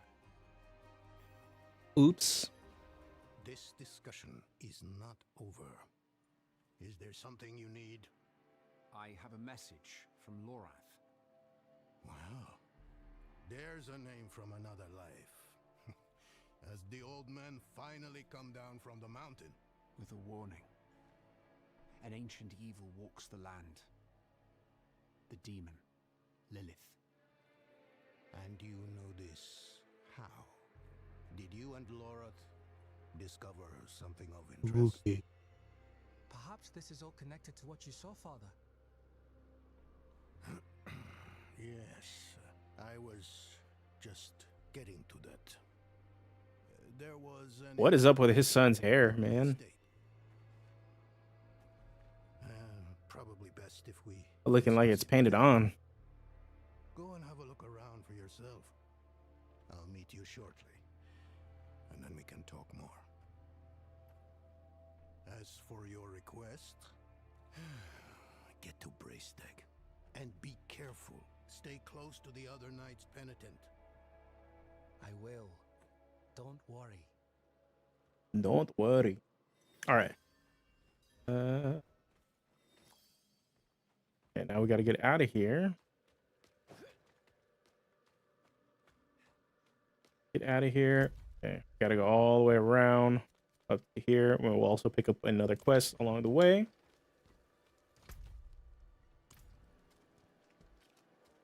Fortunately,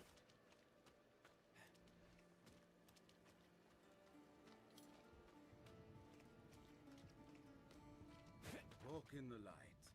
unfortunately, we don't. Spare some kindness for an old soldier.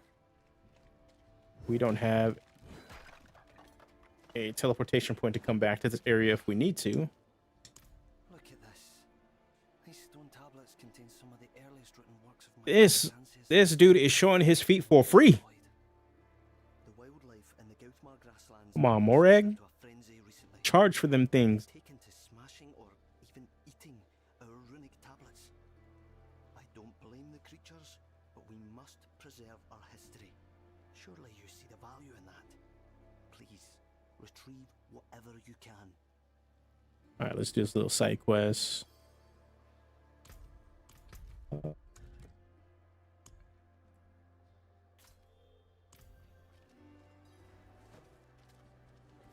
The bees.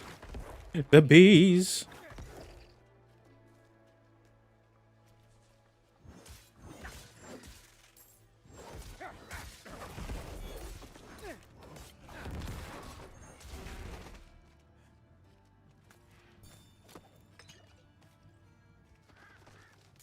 Dang, those ravens. Those ravens don't care. Ooh, enemies. Need more time. I see red dots. Let's go. Okay. Lost pack. Oh. Just bees.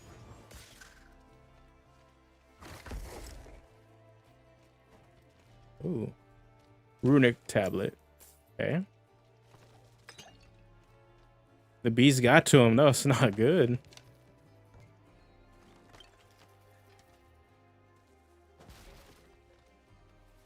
Ooh.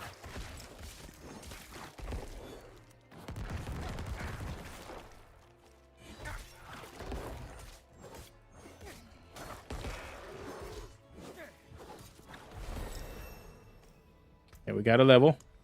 Let's go. We are now level 10. Okay, we still need to figure out what kind of buffs we're gonna want. Okay.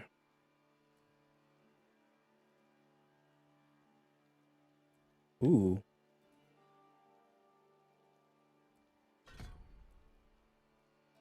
Ooh.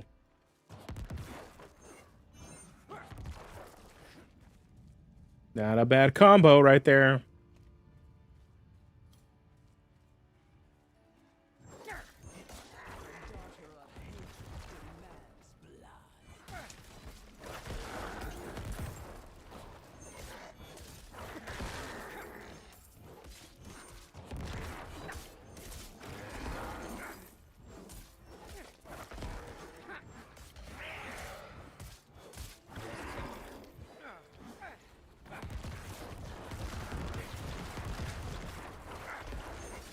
Let's go. AoE, let's go.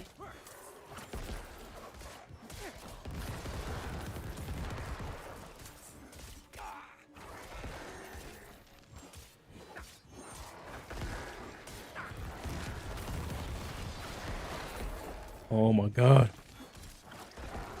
Oh my god, we're just blowing everything up.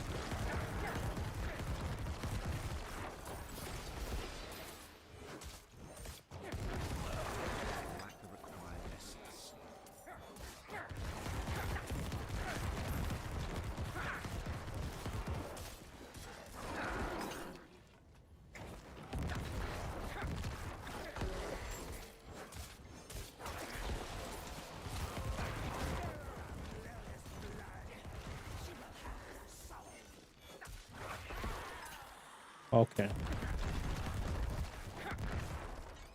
Okay.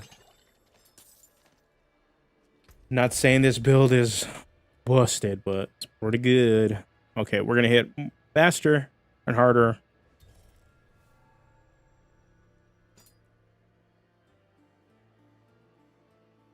Okay, yes. Oh no, we're gonna do that one instead. Okay. So we got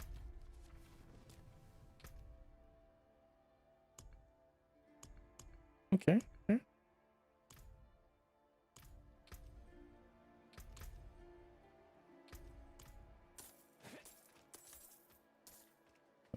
That. All right, let's go back to Morag, and then we'll go to the main quest. Kill some stuff along the way.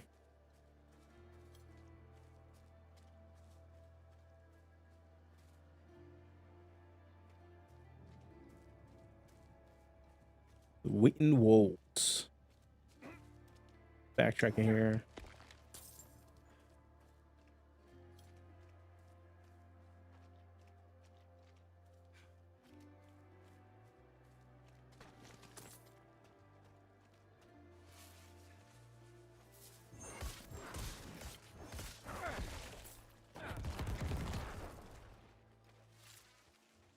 The bees.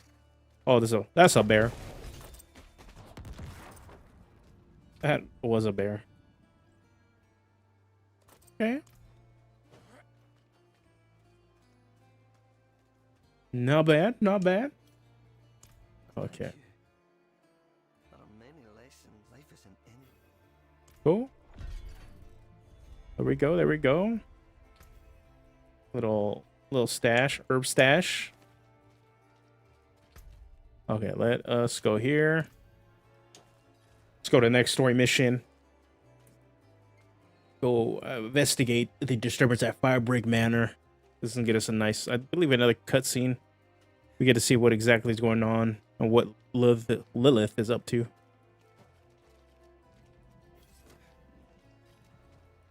Oh no. All right, here we go. Let's talk to Steward Wilfred. Oh, Willie, let us in. Donan gave me permission to look around. Incident. That was all he said. I must be referring to his study. Something unsettling transpired there. All right, let's see.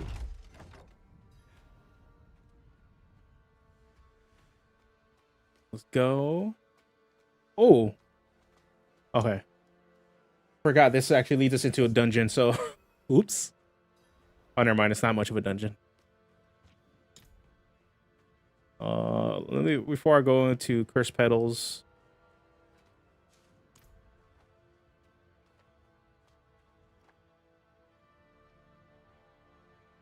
Flashback.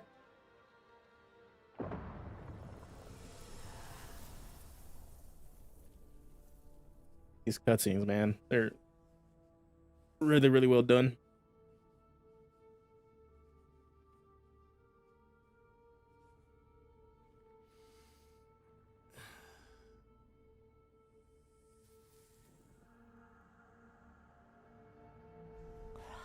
Really well done. Ooh.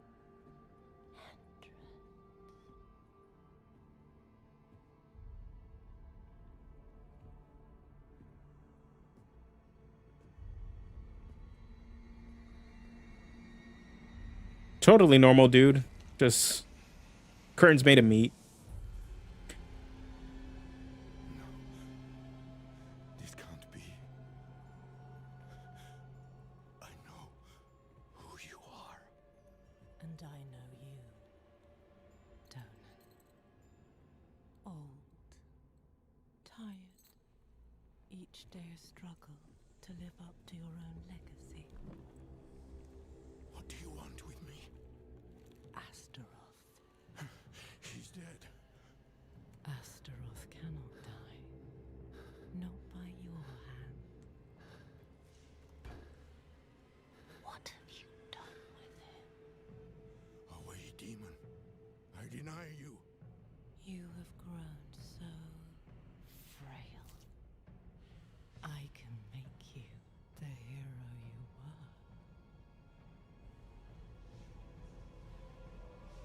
Return to the darkness from whence you came. I said away!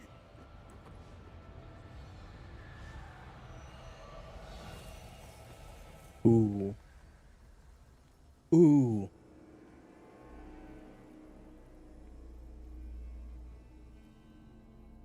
Dang, she cut his lip. That's rude.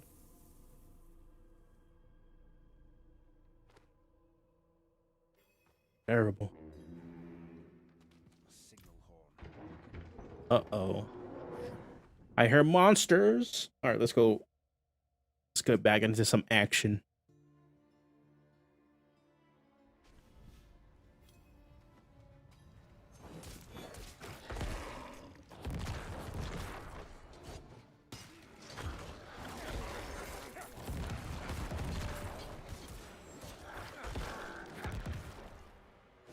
All right, let's go in here.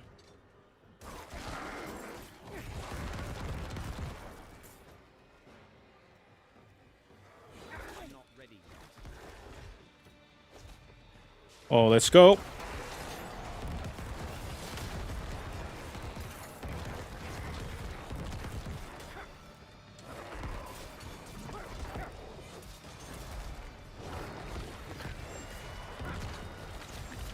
Oh, this big boy don't want to die. No. Oh, a hood. We got a hood now. Okay, we got a buckler. Okay. All right, let's see what this... This is not a hood. That is not a hood. I'm sorry. Somebody lied to you and said that was a hood. That is not a hood.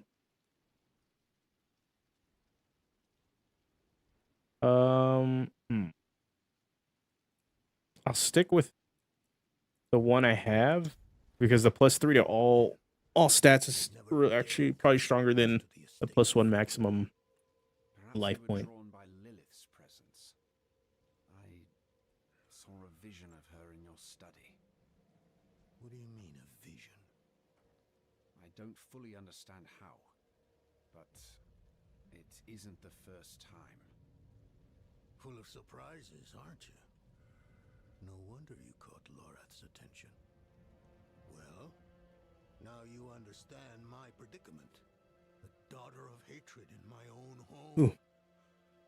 She must be furious I cast her out. That painting on your wall. Who are the others in it? Why do you ask? Lilith seemed to leave after seeing them. Nafane and Erida, the druids who helped me slay Astaroth. Yes. Yes, I think you're onto something. I resisted her, so she might question them about the demon next. There are knights stationed in villages near the druids. If Lilith passed through, they must have seen her. Ooh. All right, next level. We're now at level 11. Okay, so we need one more point. I think let's invest in a blood surge. That's kind of like our bread and butter ability right now, and then we'll get into Iron Maiden for the next 2 levels, so that it regains essence for us, so we could kind of keep spamming blood surge. Not while I'm in town. Oh, sick. That is super helpful. Meaning we might need a way to get back up here. I'm not ready yet. If that's the case. The attack on the manor has left many wounded, and our healing supplies are almost exhausted. Okay. Let's go help. Okay. Oh, no. Okay, let's go back into town here. Then, because we got to go down here. Right? Yeah, let's go back here. Go to Menestad and Corvashad and kind of like make our way back down. And then kind of make our way to go help the druids. We got to get some potion upgrades and all that, and a couple other upgrades too. So when we get into Corvashad, we'll go to Menestad first. Turn in this other mission that we have here. So, the deed is done, I'm sure you. Oh, boom. Done. Let's claim this. We get some gold. We already got the skill point from that. Okay.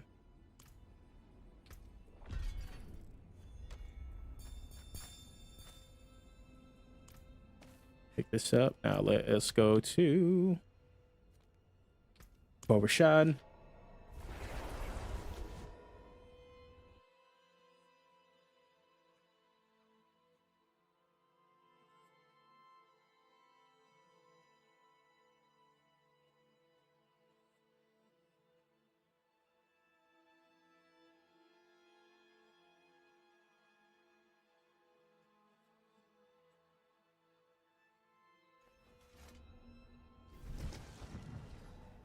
All right, let's do some of these nice little upgrades here. So over time, you can actually upgrade equipment and also like potions to make them more effective, dependent on the raw materials you have. What have you been getting yourself into, huh? Look. So let's do this. Isn't really any good. Oh, hold on. Take that. But there really isn't any. Oh, maybe this. Let's go ahead and upgrade this.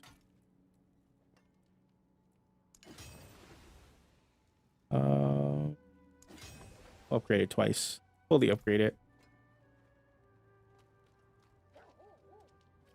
Oh, let's go upgrade.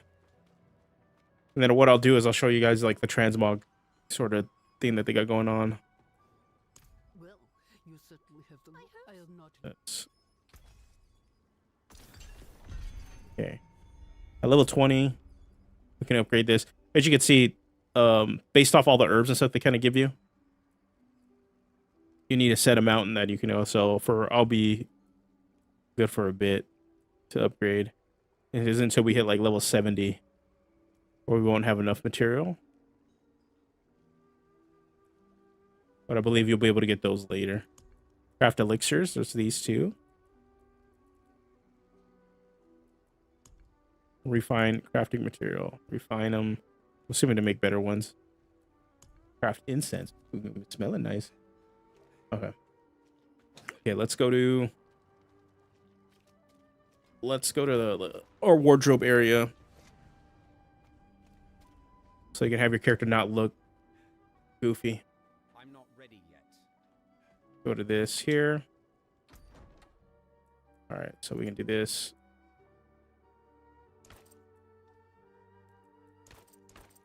Yeah, I think we're gonna do that.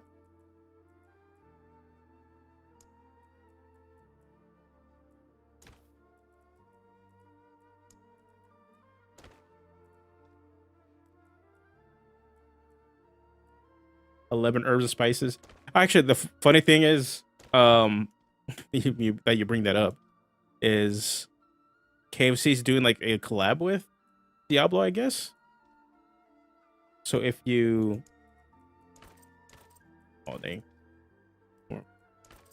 that if you buy enough sandwiches and stuff, you're getting codes so that you could unlock items in here. I want this one.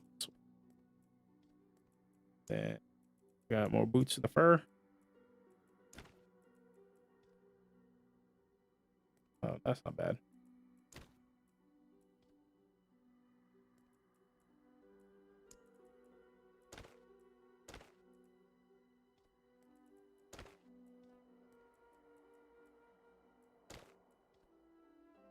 No, we're gonna go.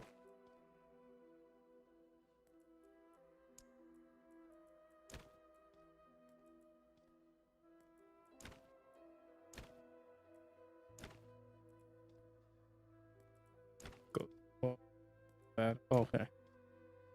Been into more. We'll go simple here.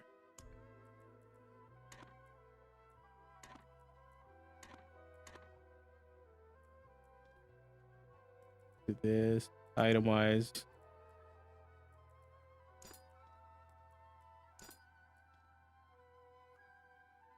Oh, that's wicked. Okay, do that. Okay, let's Let's get a good color scheme for our guy. My badass will get you 7 codes. I think yeah, Carlos was getting those codes too. I haven't ate KFC for freaking ever. But if you get those codes, I'll take them off you. I'll take the corner. Yeah, I'm not. Oh, okay, okay. Got some red bloody ones. Okay, which one did I like? Oh, purple looking rough. This one's whatever. Yeah. Green, no. No. All right, this actually looked pretty nice. So, I don't do that. Yeah. Confirm look. There we go. Now we look. Now we look. Like we're cohesive. The Blue Death Knight. All right. I cannot do that here. All right. Let's go into the next area. We're gonna keep going till 4 o'clock. After 4 o'clock, I will drop off. Got to get some other stuff done today, and then I'll be back next Wednesday. Or we probably will continue some more Diablo, and then on Sunday we'll probably do a little bit more design. Next Sunday we'll do some design stuff.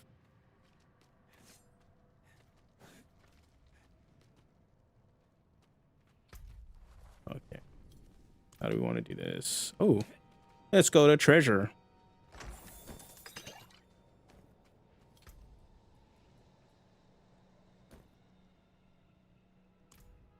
Oh, sick.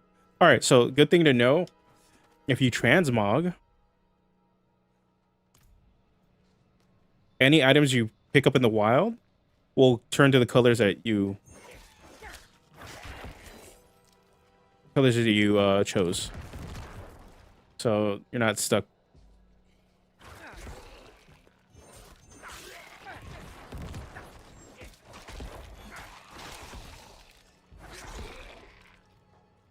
Oh man.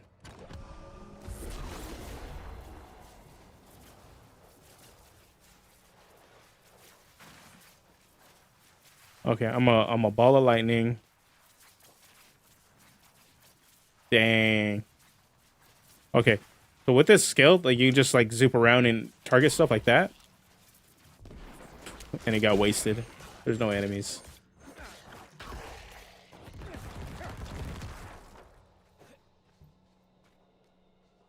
Yeah, let's see. Do we want to go into this or we want to do some more story?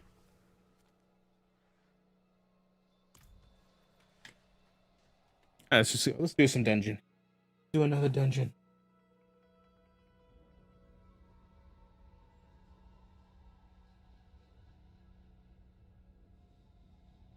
We'll do some dungeon. Then make our way to the next story mission.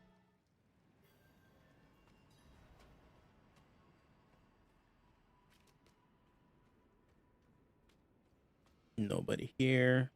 Not spooky at all.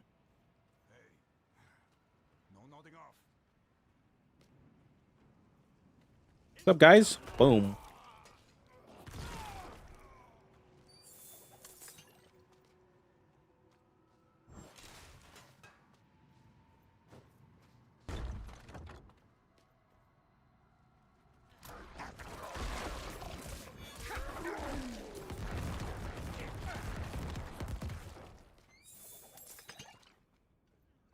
Okay, that. Let's see if we can get them all around.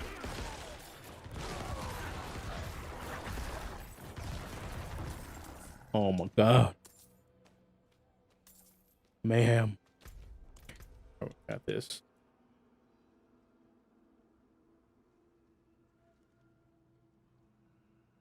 Nope. I think we're gonna stick with the shield still. We get a good shield.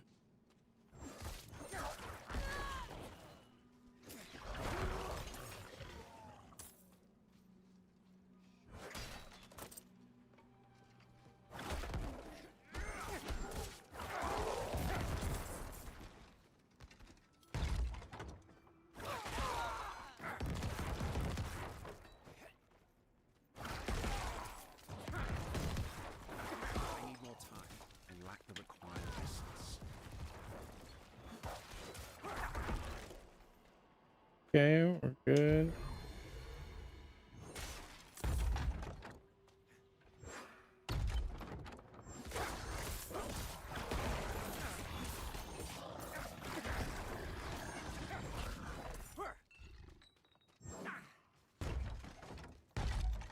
Come on. Boom. Got that gold. Got that gold.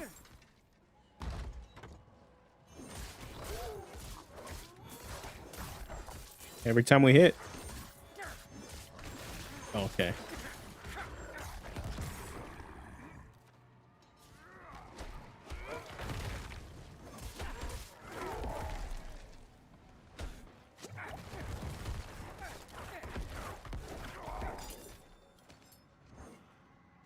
Damn. Damn.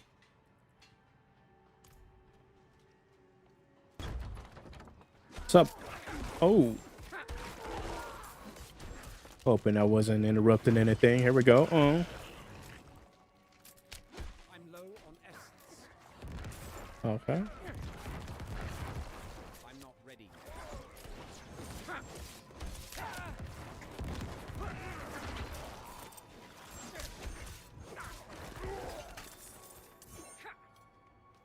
Oh, okay. We got. Hold on. Somebody here.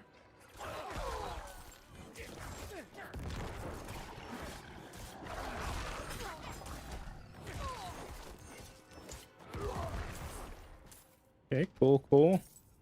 All right. We got the so-called hood. Good thing it's terrible. Don't need it.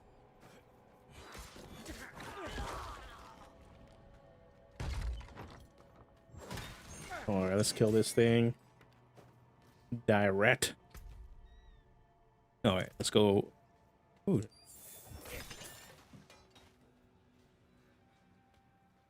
All right, let's make our way up. Gotta look for a key. Excuse me. Which most likely the other watchman that is here has. One more chest. I ain't mad. Go. Cold resistance. Cool. Better shoes.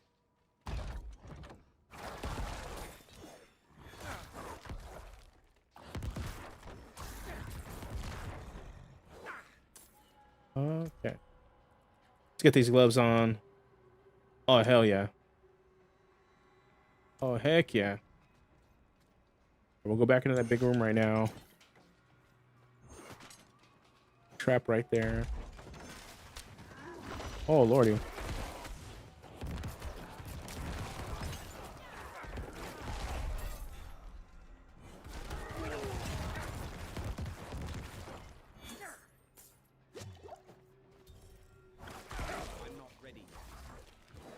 Ooh, I got Dirty and Bandit.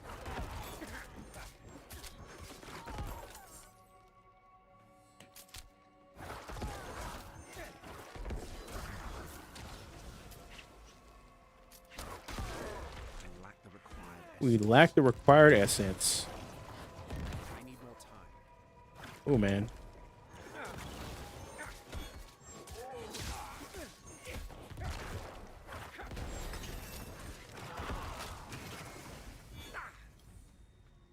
Okay, here. Watchman lead. Give me this. Give me your key, man. Trying to get into some things. Okay, so that obviously is better than what I'm rocking. Go with that. Okay, Book of the Dead. Okay, now we have Reapers. Okay, non-physical resist, but you can no longer raise skeletons. Or we take this one. Increase skeletal damage or increase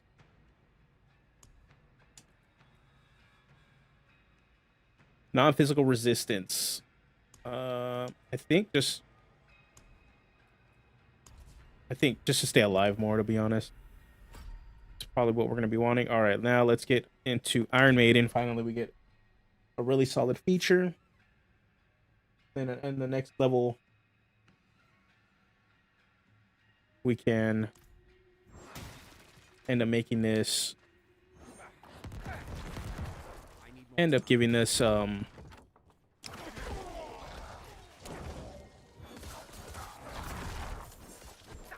Anybody cursed with this is gonna give us essence back, so we can spam more of this.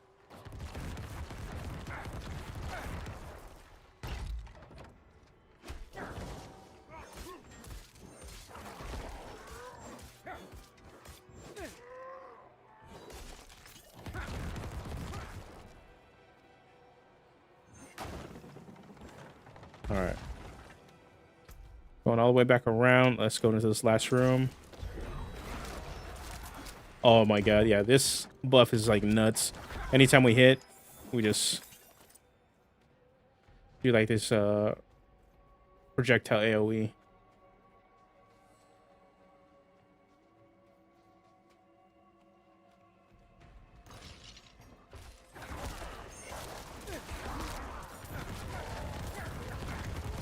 Oh, that is so oh Jesus, this little shrine buff, that is dumb.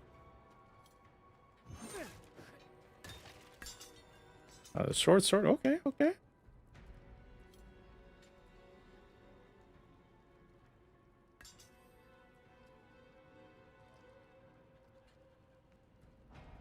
Got a little sword action going on.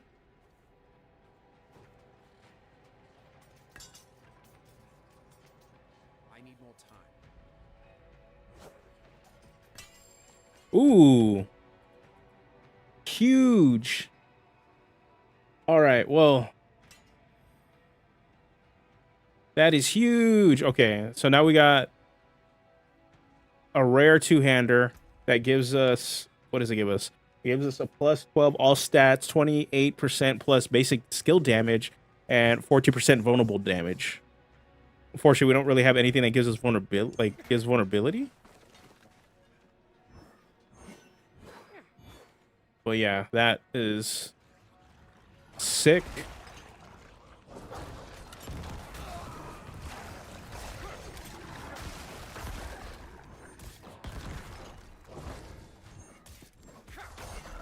All right. Fortunately for me, I want this. Okay, let's switch these abilities around. I'm playing on a controller. Kind of want the abilities that I want to use offhand or immediately. And I'm a dummy. I'm blind.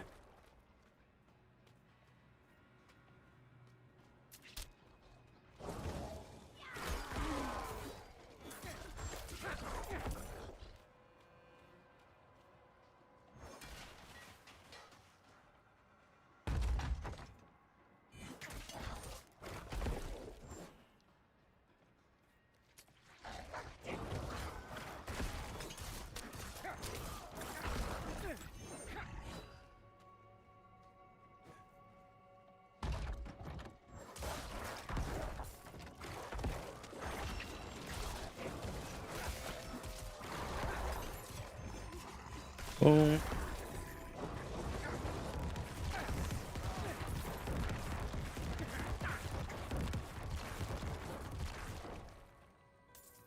The only thing I gotta get used to now is spamming the.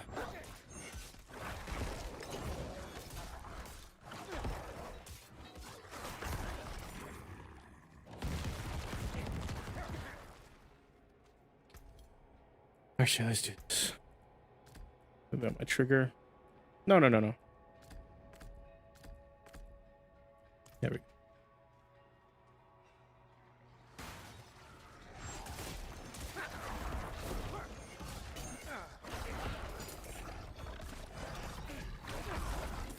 I'm not ready yet.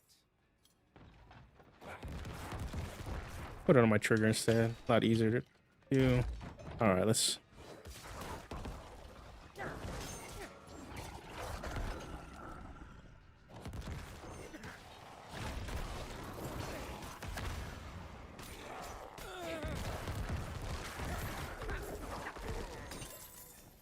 Go. I'm out of essence.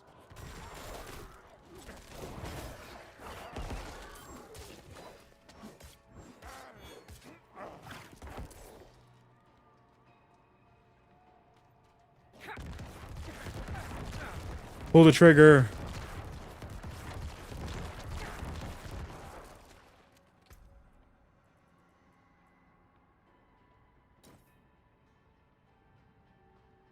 sword, man. That's sick.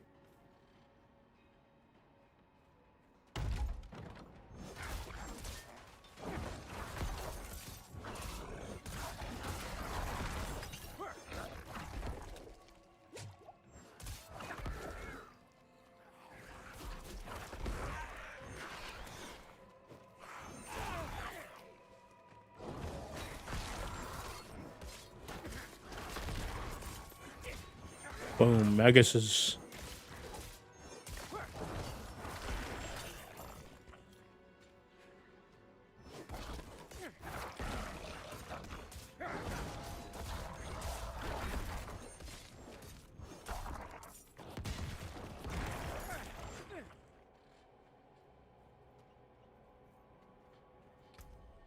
We want... Okay, hold on. I'm just trying to find the right way to do it. I do want to have the corpse explosion, to be honest, because it's a good, reliable source of damage, but also it gives me a damage buff.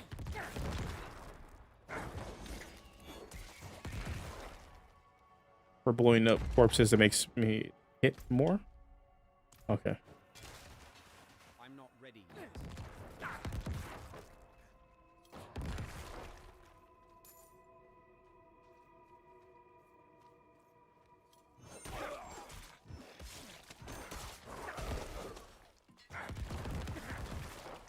I need more time. Drink it up.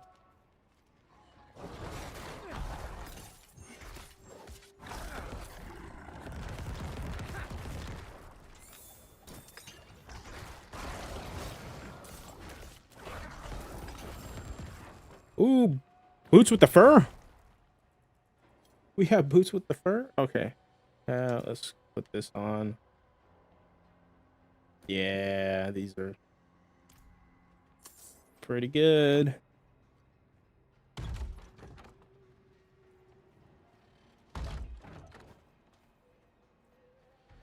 They're pretty good. All right. To end this dungeon. Oh my god.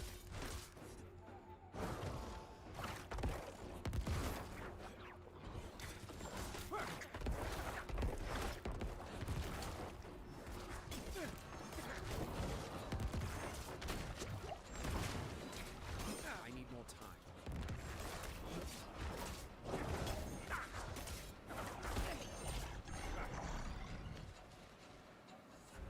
Okay, okay.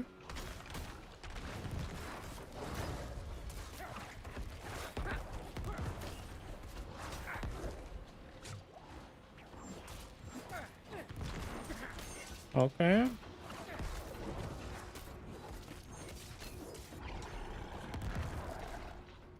Okay, okay. Actually surprised the other werewolves haven't showed up yet.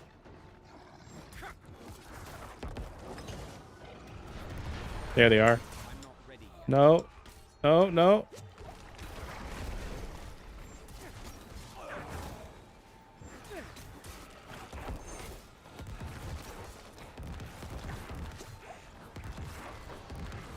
Here we go. Dog stalker. Ooh. Ooh.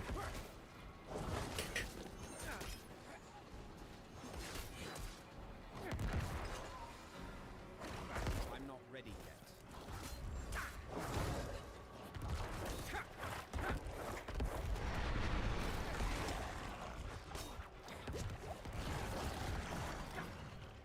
All right, we're almost got him. We almost got him. There we go. There we go. Defeated. Mama. Mama Wolf was gone.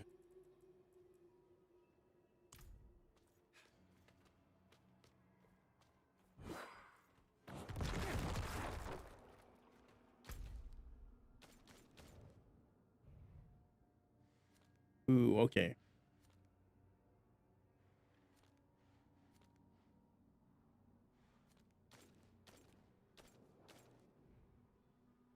Okay, let's teleport out of here. Get out of here. All right, we're gonna make our way to, excuse me, to this other save point. This other town.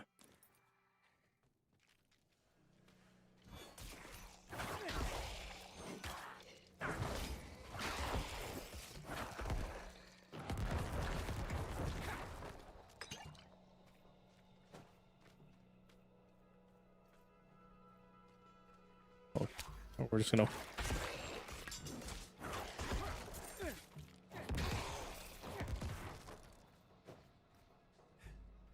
Is this okay?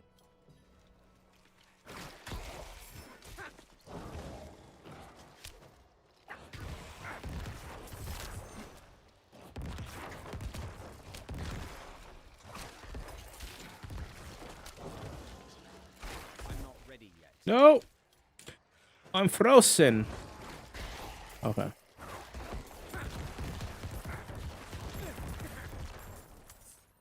Okay, let's do that. All right, let's.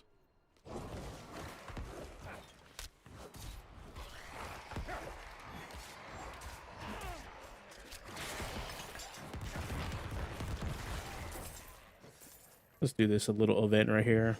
Break all these.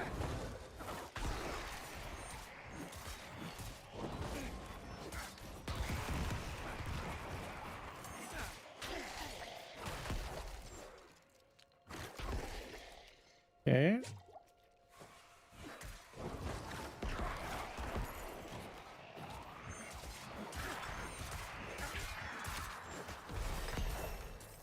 There we go.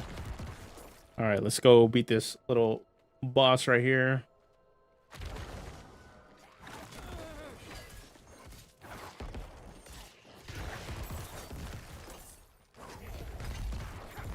That was fast. Ooh, man. Elshyn Wrecker's Retribution is not as good as what I'm using right now because the plus 12 to all stats is really good. Okay. But, okay, say we go, that's plus 4 to all stats. We'll save this one. That's actually really good. Okay, now with this, Iron Maiden. Okay, now we got a like core part of our build.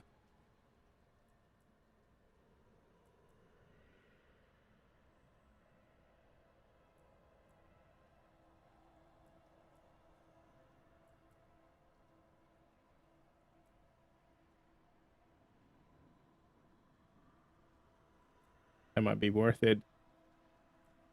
Close enemies, since we're more of an AoE. Sort of an AoE build. Okay, we wanted to get over here. In location. Let's get over here. We'll probably wrap it up as soon as we get to that town.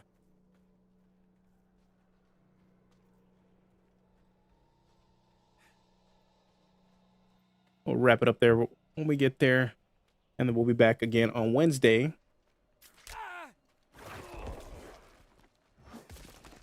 With some more, probably some more Diablo, or maybe some design. If some news comes up, we'll go ahead and talk about some D&D or tabletop RPG news that's happened in the scene. If anything comes up, it's been pretty slow. And to be honest, that is a good thing, because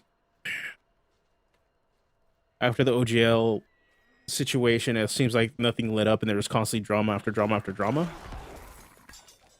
So it's kind of nice to have a bit of a downturn of what's going on. And I'm looking into probably doing more Pathfinder content. The more I get used to playing the game, I can start looking at classes and just kind of seeing what they're supposed to do. Probably won't get into full mechanics. Maybe we'll really see.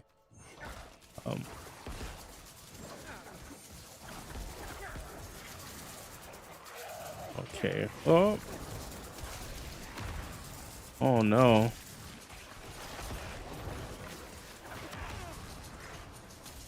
I got feared? No, bro. No, thank you. Okay. All right. Little time to vent.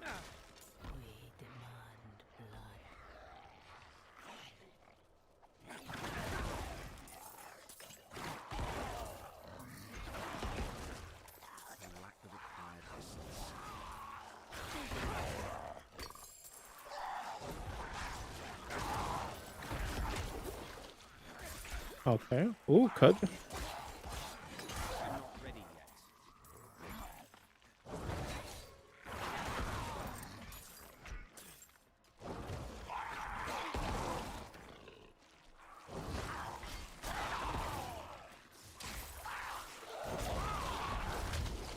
Okay, we almost got it. We almost got it. Let's go.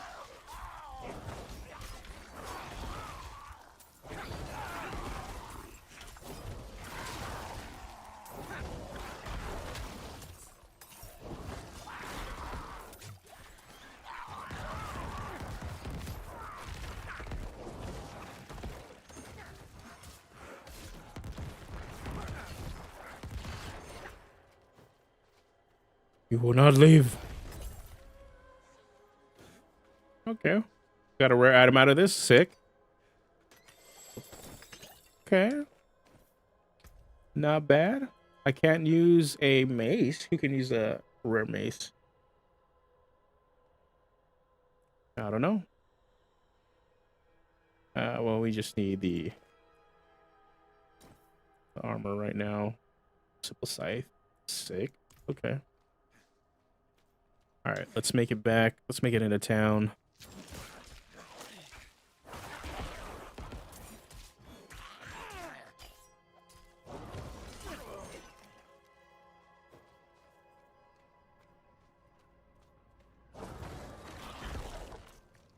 There we go. Second.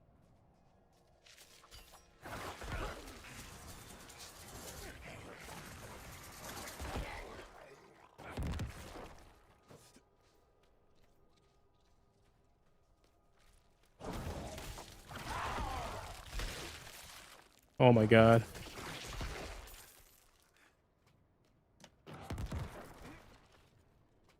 Oh my Jesus. Bass spiders. No, thank you. Oh, we're almost there. Tap this ore vein. Get some mats for later. Oh, there's bats. The bear. Oh, poor horse.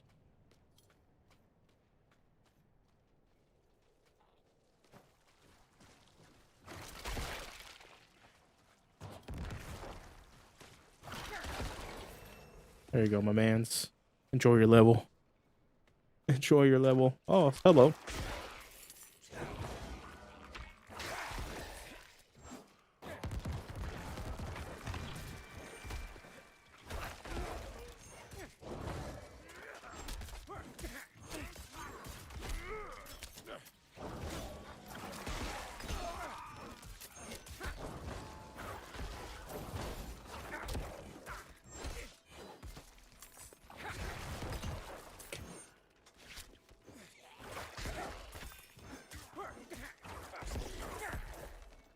Okay, we'll take that. Take this with me. Get out of my way. All right, we're almost to the town. We can always come back to that dungeon later. Hello, guys. In the way.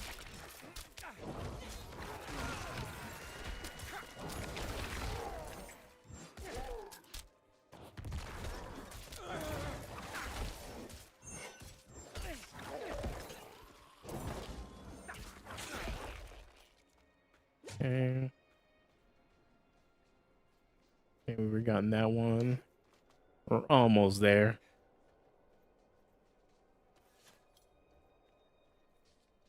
Okay, this is what we're going to call it for today. We found the waypoint to Nevesk. And I say, we'll see what we do. See if Wednesday we come back and play more of this necromancer, this undeadless necromancer. Or if we do something else. I know we got Final Fantasy coming up soon. So definitely going to be playing that I'm down to be playing some more Diablo on stream too. So again, thank you guys for joining up. More work on the Dread Knight will be coming up next week for sure. I'm going to be working on it offline a bit. I also know that for Patreon and YouTube members, a new episode of Unpacked is going to be live this week.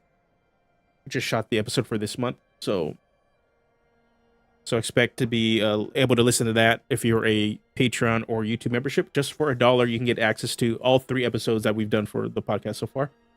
And then on, I believe Friday, I will be on Cutup's channel playing in a cyberpunk game of Cypher System, which I'm looking forward to. It's going to be awesome. Never played Cypher System.